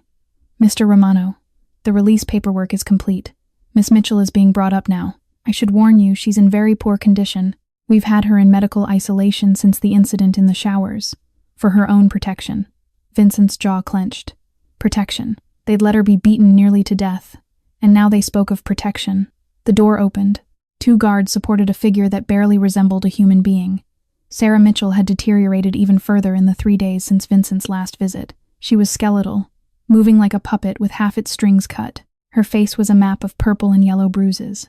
But worst was her expression completely vacant, as if her soul had already left, and only the body remained behind. Miss Mitchell, the warden said, you're free to go. All charges have been dropped. Sarah didn't react, didn't look up, didn't process the words. She just stood there, swaying slightly, held upright only by the guard's grip. Vincent stepped forward. Sarah. She flinched violently at his voice. her one working eye going wide with primal terror. The guards released her, and she immediately collapsed to her knees, her shackled hands coming up to protect her head, a reflex born from too many beatings. "No," she whispered, her voice raw and broken. "No, please, please. I already told you everything. I don't know anything else. Please don't." She was hyperventilating, her whole body trembling. "Are you here to kill me? Please, just please make it quick. Please don't make it hurt anymore. I can't take any more." Vincent felt something shatter in his chest. He crouched slowly, keeping his distance, making himself as non-threatening as possible. "Sarah, I'm not here to hurt you. I'm here to take you home. Liar." She shook her head violently, tears streaming down her destroyed face. You said I'd die in here. You said." Her breathing was becoming dangerously rapid, panic attack spiraling out of control. "This is a trick. You're going to hurt me again. You're going to Sarah. Listen to me." Vincent's voice cracked.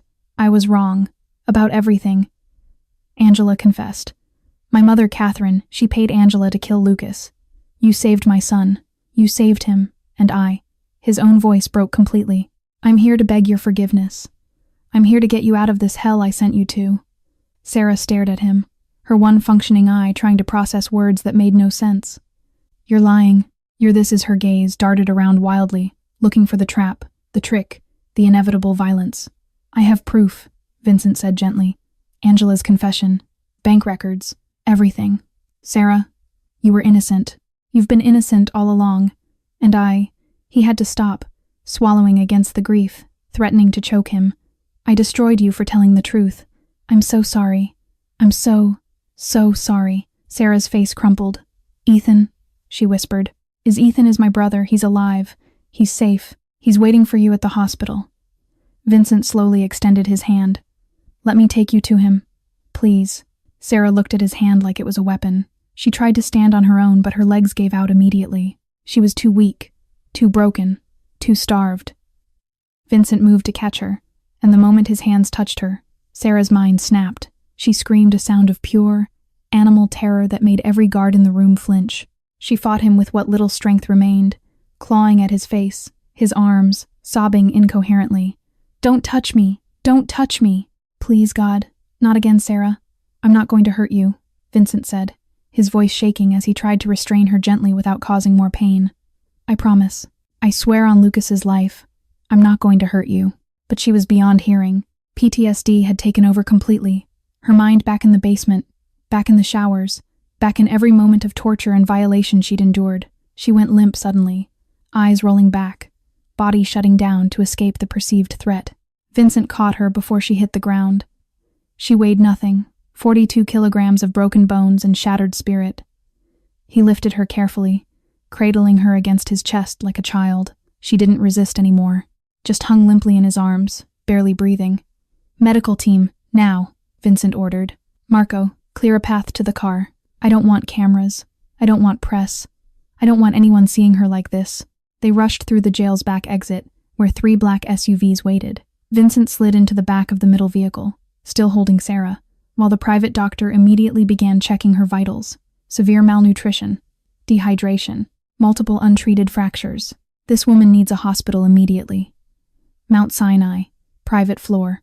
I already have it arranged." Vincent looked down at Sarah's unconscious face, at the damage he'd caused, and felt something he'd sworn he'd never feel again.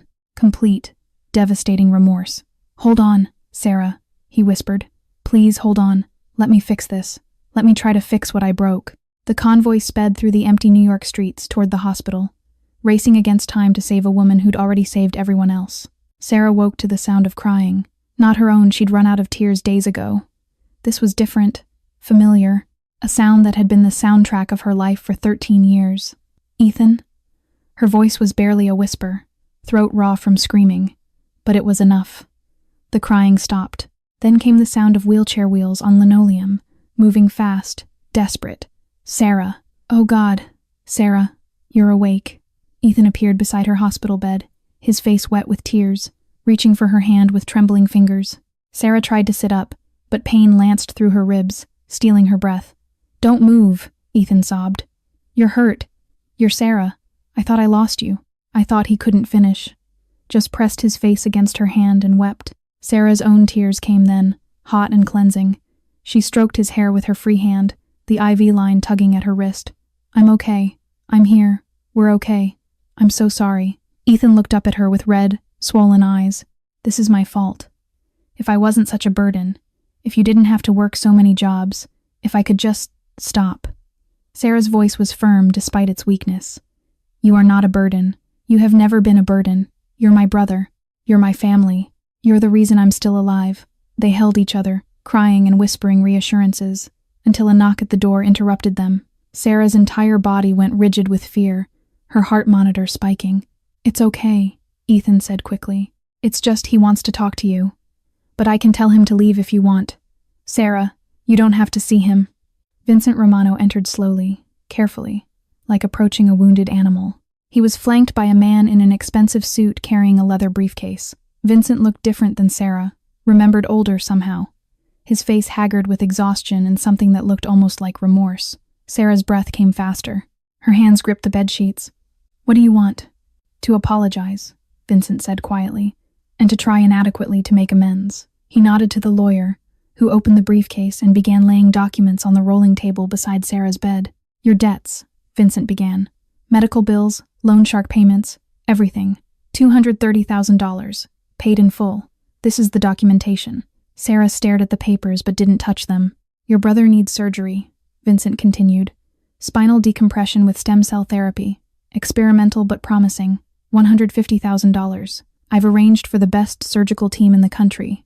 Dr. Harrison Chen, at Johns Hopkins. He's willing to take Ethan's case immediately. Ethan gasped, but Sarah remained silent. A new apartment, Vincent said. 2-bedroom, accessible for Ethan's wheelchair, in a safe neighborhood, lease paid for 5 years.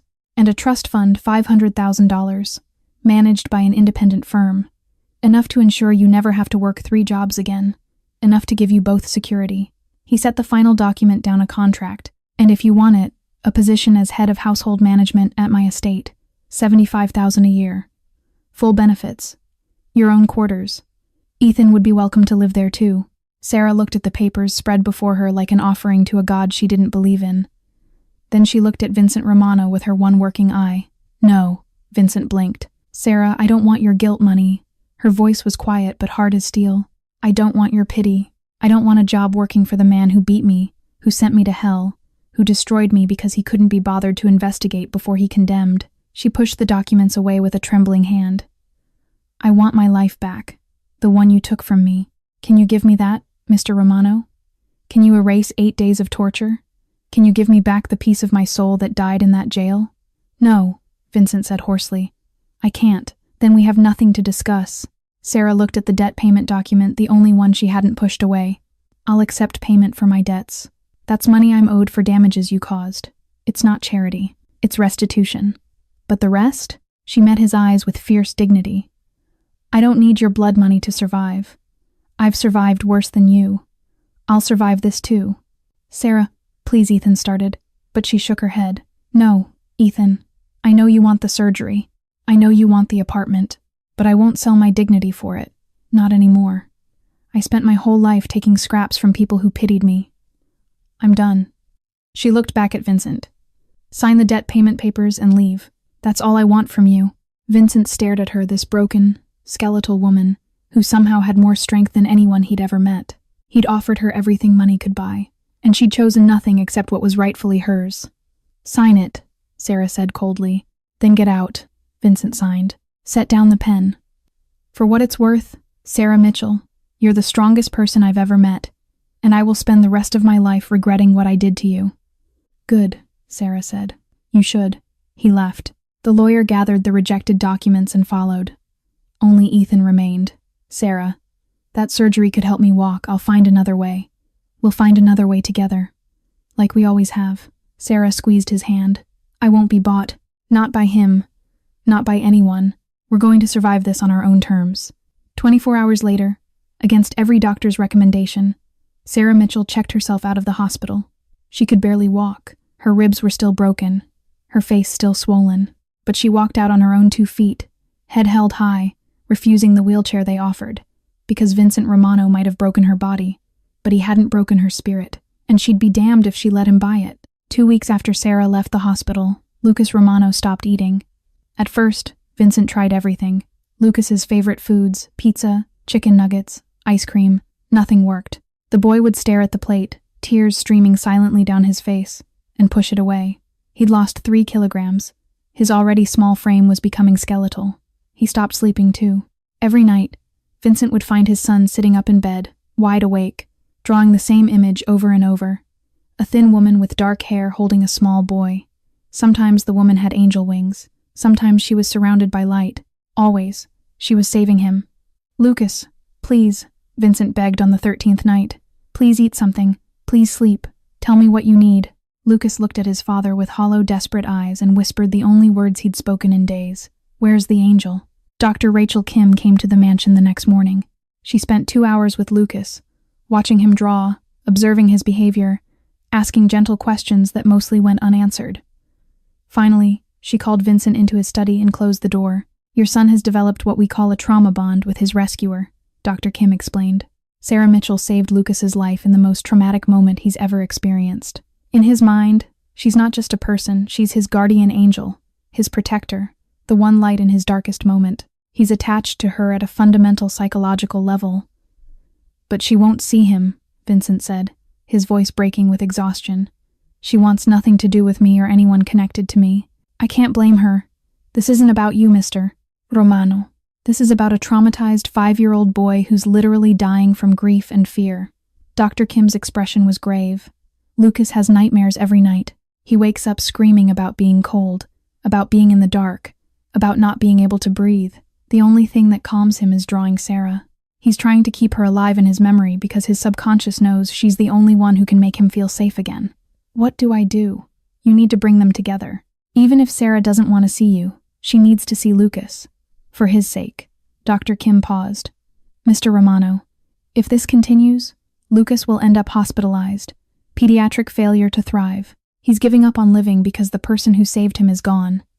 That afternoon, Vincent drove to Sarah's address, the rundown apartment building on East Houston that Marco had investigated. He brought Lucas, who hadn't said a word during the car ride, just clutched his latest drawing of the angel. The building was worse than Vincent had imagined. Peeling paint, broken intercom, stairs that reeked of urine and mold. He carried Lucas down to basement apartment B and knocked. The door opened a crack. Sarah stood there, still bruised, still painfully thin, her face hardening the moment she saw Vincent. "I told you I don't want," then she saw Lucas. The boy stared at her with wide, disbelieving eyes. His mouth opened, closed, opened again. "Angel?" he whispered. Sarah's anger dissolved instantly, replaced by shock and something that looked like pain. "Lucas? Angel." Lucas practically leaped from Vincent's arms, throwing himself at Sarah with the desperation of a drowning person grabbing a lifeline. His small arms wrapped around her legs, and he buried his face against her, sobbing. "You're real. You're real. I thought you were gone forever. I thought I dreamed you."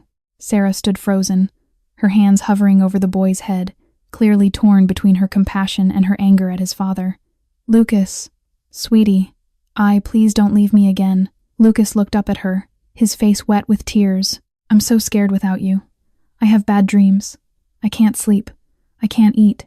I just want my angel back." His voice dropped to a broken whisper. "Please don't leave me. I'm sorry I wasn't good enough to keep you." Sarah's composure shattered. She sank to her knees despite the pain in her ribs, pulling Lucas into a gentle embrace. "Oh, baby, no. You didn't do anything wrong. You're perfect. You're so perfect. Then why did you go away?" Lucas sobbed into her shoulder. "Daddy said you had to leave, but I need you. I'm still scared of the dark. I still dream about being cold. Only you make the scared go away." Sarah looked up at Vincent over Lucas's head, her eyes blazing with anger and anguish. "You brought him here to manipulate me." "No," Vincent said quietly. "I brought him here because he's dying without you. He won't eat, won't sleep, won't talk except to ask where you are. Doctor, Kim says he's developed a trauma bond. You saved his life, Sarah, and now he needs you to help him heal from it." Sarah held Lucas tighter, feeling the boy's small body shaking with sobs. She looked at Ethan, who'd wheeled himself to the doorway and was watching with tears in his eyes. "It's okay, Sarah," Ethan said softly. "He's just a kid. He didn't hurt you. Don't punish him for his father's sins." Sarah closed her eyes, every instinct screaming at her to protect herself, to keep Vincent Romano and everything connected to him out of her life. But Lucas wasn't Vincent. Lucas was an innocent, traumatized child who needed her. She pulled back, looking at Lucas's tear-stained face. "I'll visit you 3 times a week, but I'm not moving into the mansion. I'm not working for your father. I'm just coming to see you, to help you feel safe again. Okay?" "Okay," Lucas whispered, his face lighting up with hope for the first time in 2 weeks. "Will you come tomorrow?" "Yes," Sarah promised, even as her heart ached. "Tomorrow." And as Lucas finally smiled, Vincent Romano realized something profound. Sarah Mitchell was still saving his son, even after everything Vincent had done to destroy her. 4 months had passed since Sarah Mitchell first stepped back into the Romano mansion. 4 months of Tuesdays, Thursdays, and Saturdays, the days she'd visit Lucas. Spend 3 hours reading to him, playing with him, helping him feel safe enough to sleep through the night. The transformation in Lucas was remarkable. He ate now, laughed, played. The nightmares had lessened from every night to once or twice a week. He'd started kindergarten, making friends, drawing pictures that weren't just angels anymore. Now he drew dinosaurs and spaceships and his new friend Tommy from school. But the transformation in Sarah and Vincent was slower, quieter, more complicated. It started with silence. Those first few weeks, Sarah would arrive, go straight to Lucas's room, and leave without saying a word to Vincent beyond cold, necessary pleasantries. Vincent respected the distance, staying out of sight, giving her space. But children have a way of forcing adults together. "Daddy, come play with us," Lucas would call. "Sarah's teaching me chess," and Vincent would come, hesitant and careful, sitting across from them at the small table in Lucas's playroom. Sarah's jaw would tighten, but she wouldn't leave. Not when Lucas was between them, happy and healing. The first real conversation happened 6 weeks in. Lucas had fallen asleep between them during a movie, his head on Sarah's lap, tiny hand gripping Vincent's finger. Neither wanted to wake him, so they sat in the darkened room, the end credits rolling, and Vincent spoke quietly. "He sleeps better with you here. The nightmares are less frequent." Sarah's hand stroked Lucas's hair gently. "Children are resilient. He's healing. Because of you." Sarah said nothing. "I have nightmares too," Vincent continued, his voice barely audible. "About Isabella, about the bomb. I see her die every night, over and over. I couldn't save her." He paused, "And then I see you, in that basement, and I realize I became the monster I've been fighting against my whole life. Someone who destroys the innocent." Sarah looked at him then, really looked at him. Saw the dark circles under his eyes, the weight he'd lost, the way his hands trembled slightly when he thought no one was watching. "I have nightmares too," she said finally. "About the jail, about being beaten, about—" She stopped, swallowing hard. "About all the times I've been helpless and no one believed me. I wake up not knowing where I am. If I'm safe, if Ethan's okay." "Are you safe now?" Vincent asked quietly. "I don't know," Sarah admitted. "I don't know if I'll ever feel completely safe again. That's what trauma does. It steals your ability to trust that safety is real." They sat in silence after that, both understanding that healing wasn't linear, wasn't simple, wasn't something money or apologies could fix. But slowly, conversation by conversation, something shifted. Vincent told her about his mother's trial, about learning that the person who was supposed to protect him had tried to murder his son, about his fear that he carried that same capacity for cruelty in his blood. "I'm terrified I'll become her," he confessed one evening while Lucas colored nearby. "That I'll hurt the people I love because I don't know how to love properly." "Then don't be her," Sarah said simply. "You get to choose. Every day. That's the difference between you and her. You feel guilt. You want to change. She never did." Sarah opened up too, in small pieces. About the foster homes, the abuse, the 2 years in Bedford Hills where she'd learned that the justice system didn't care about truth, only convenience. About Officer Harris and the 23 times she'd been violated while guards looked away. "I don't know how to trust men anymore," she told Vincent during one of their late-night talks after Lucas fell asleep. "Every instinct tells me to run, to protect myself. Because every time I've trusted, I've been destroyed." "I understand," Vincent said. "I won't ask you to trust me. I don't deserve it. I want you to know I'm trying to be better. For Lucas, for myself." Meanwhile, Ethan's life was transforming too. Vincent had quietly arranged for the surgery not through Sarah, but through Sophia Bennett, making it clear it was compensation for damages, not charity. Dr. Chen had performed the experimental procedure 8 weeks ago. Now Ethan stood with crutches, taking trembling steps across the physical therapy room Vincent had built in the mansion's east wing. Sarah cried the first time she saw her brother on his feet, 13 years in a wheelchair, and now he was standing. "I can feel my toes," Ethan had whispered, tears streaming down his face. "Sarah, I can feel my toes." Vincent also set up an education fund for Ethan's computer science degree, hiring him part-time to help manage the mansion's security systems, giving him dignity through employment, not charity. And somewhere in those 4 months, amid the healing and the conversations and the slow rebuilding of broken souls, something unexpected happened. Sarah began to see Vincent not as the monster who'd destroyed her, but as a deeply damaged man trying desperately to be better. A father who loved his son with fierce devotion, a person carrying as much trauma as she did. And Vincent began to see Sarah not as the woman he'd wronged, but as the strongest, most compassionate person he'd ever met. Someone who'd survived hell and somehow kept her capacity for kindness intact. One evening, their hands accidentally touched while reaching for Lucas's fallen toy. Both froze. Neither pulled away immediately. The touch lasted 3 seconds in eternity and an instant before Sarah withdrew, her cheeks flushing. "Sorry," Vincent murmured. "It's okay," Sarah replied softly. And in that small moment, they both recognized what was growing between them. Something fragile and complicated. Something that shouldn't exist but did anyway. Something that terrified them both, because healing was hard enough. Falling in love while healing might be impossible, but neither could deny it was happening. 8 months after Sarah Mitchell first returned to the Romano mansion, Vincent Romano was no longer the man he'd been. The transformation had been gradual, but undeniable. 80% of his business operations were now legitimate real estate development, luxury restaurants, technology investments. Marco handled the remaining 20%, the parts that couldn't be abandoned overnight without triggering a power vacuum and bloodshed. But Vincent was stepping back from violence, from the darkness that had consumed him since Isabella's death. Lucas noticed. "Daddy smiles now," he told Sarah one afternoon. "He didn't used to smile, but now he does, especially when you're here." And it was true. Lucas was thriving, laughing, playing soccer with neighborhood kids, excelling in first grade. Dr. Kim had officially discharged him from therapy, declaring him remarkably resilient. The nightmares were gone. The fear was gone. In their place, a happy, healthy 6-year-old boy who talked constantly about his angel Sarah and his best dad ever. But Vincent knew the truth. He wasn't transforming for redemption or forgiveness. He was transforming because of her. He'd fallen in love with Sarah Mitchell, slowly, inevitably, completely. He loved her quiet strength, her gentle way with Lucas, the way she still volunteered at Anthony's soup kitchen despite everything, the way she'd forgiven Ethan's physiotherapist for accidentally hurting him but couldn't forgive herself for small mistakes, the way she flinched at sudden movements but stood her ground when defending others. He loved everything about her, and it was destroying him because he knew he could never deserve her. One Saturday evening, after Lucas fell asleep, Vincent asked Sarah to walk with him in the garden.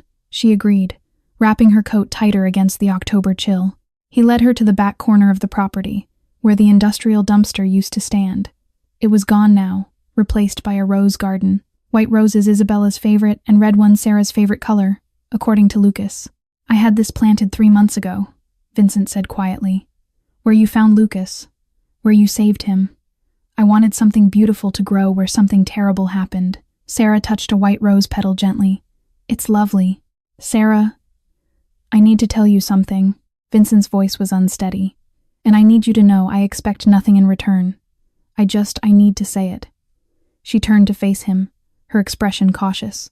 "You saved my son's life that night, but you did more than that. You saved me." Vincent's voice broke.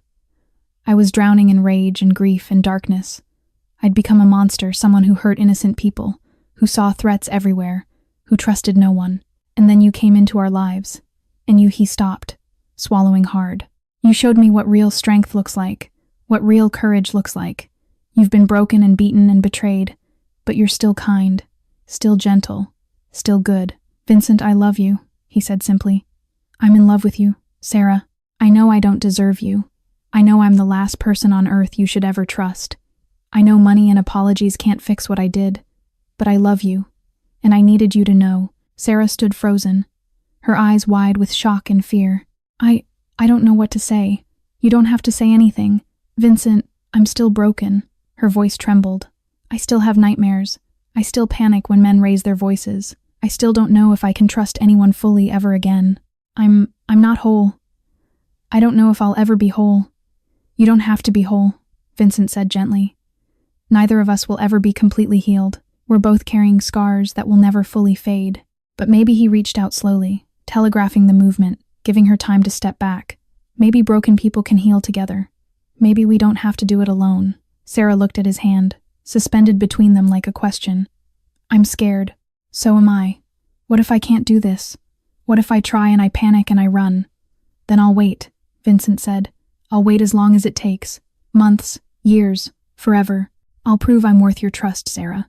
Even if it takes the rest of my life, I'll prove it. Sarah's eyes filled with tears. She looked at him, really looked at him, seeing not the monster who'd destroyed her, but the broken man who was fighting every day to be better. And she made a choice. Slowly, her hand rose to his face, fingers trembling as they touched his cheek.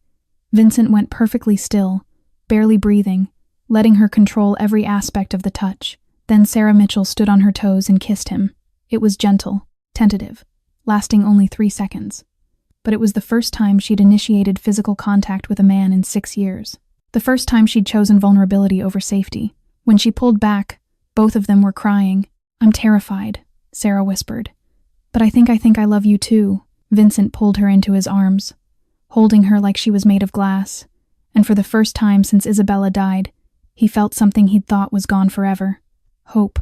1 year later, on a perfect May afternoon, Sarah Mitchell became Sarah Romano in the rose garden where Vincent had first confessed his love. The wedding was small, intimate, no press, no hundreds of guests, no lavish spectacle, just family and the people who mattered most. Marco stood as best man, Sophia Bennett as maid of honor, and Dr. Rachel Kim sat in the front row, dabbing her eyes with a tissue. But the star of the ceremony was Lucas Romano, age 7, dressed in a tiny tuxedo, carefully carrying the rings down the petal-strewn aisle. He walked with solemn concentration until he reached Sarah, then broke protocol completely by throwing his arms around her waist. I love you, Mom, he whispered, loud enough for everyone to hear. Sarah's carefully applied makeup ran with tears. I love you too, baby. The word Mom had started 6 months ago. Lucas had said it casually one morning at breakfast. Mom, can you pass the syrup? And then looked terrified, as if he'd made a mistake. But Sarah had simply passed the syrup with shaking hands and whispered, Of course, sweetheart. After that, it became natural. Effortless. True. Then came the moment everyone had been waiting for. Ethan Mitchell stood from his seat, without his wheelchair, and walked slowly down the aisle with a cane, his gait unsteady but determined. 13 years in a wheelchair, and now he was walking his sister to her new life. You sure about this? Ethan whispered as he took Sarah's arm. You can still run. I can take you to the airport right now. Sarah laughed through her tears. I'm sure. He better treat you right. Or broken spine or not. I'll kick his Ethan. I'm just saying. Vincent waited at the altar under an arch of white and red roses, looking at Sarah like she'd hung the stars themselves. He'd transformed completely over the past year. Legitimate businessman. Regular therapy sessions for his anger and trauma. No longer the violent, broken man who'd nearly destroyed her. The darkness hadn't vanished entirely, it never would, but he'd learned to live with it, to choose differently. The ceremony was simple, the vows were honest, and when Vincent kissed his bride, Lucas cheered loud enough to make everyone laugh. At the reception, held under string lights in the same garden, Sarah stood and tapped her glass. The crowd quieted. I have an announcement, she said, looking at Vincent with a smile that held the entire universe. Lucas, you're going to be a big brother. The garden erupted. Lucas jumped so high he nearly knocked over the cake. Ethan whooped. Marco actually cried something no one had ever seen before, and Vincent stood frozen for 3 full seconds before sweeping Sarah into his arms and spinning her around while she laughed and begged him to stop before she got dizzy. That evening, after the guests had left and Lucas had finally crashed from excitement, the new Romano family gathered for dinner. Just the 4 of them, Vincent, Sarah, Lucas, and Ethan around the kitchen table where Sarah had once worked as an invisible servant. Now she sat at the head, hand resting on her barely visible baby bump, while Lucas talked excitedly about being the best big brother ever, and Ethan teased Vincent about changing diapers. On the refrigerator hung Lucas's latest drawing. It showed 5 stick figures. A tall man labeled Daddy, a thin woman with wings labeled Mom, Angel, a small boy labeled Me, a man with a cane labeled Uncle Ethan, and a tiny baby labeled Little Sister or Brother. Sarah's voiceover began, soft and reflective. People ask me how I survived, how I forgave, how I learned to trust again after everything that happened. And the truth is, I didn't do it alone. I thought being thrown away was my fate. I thought I was destined to be discarded by the world, over and over, until there was nothing left of me. But I was wrong.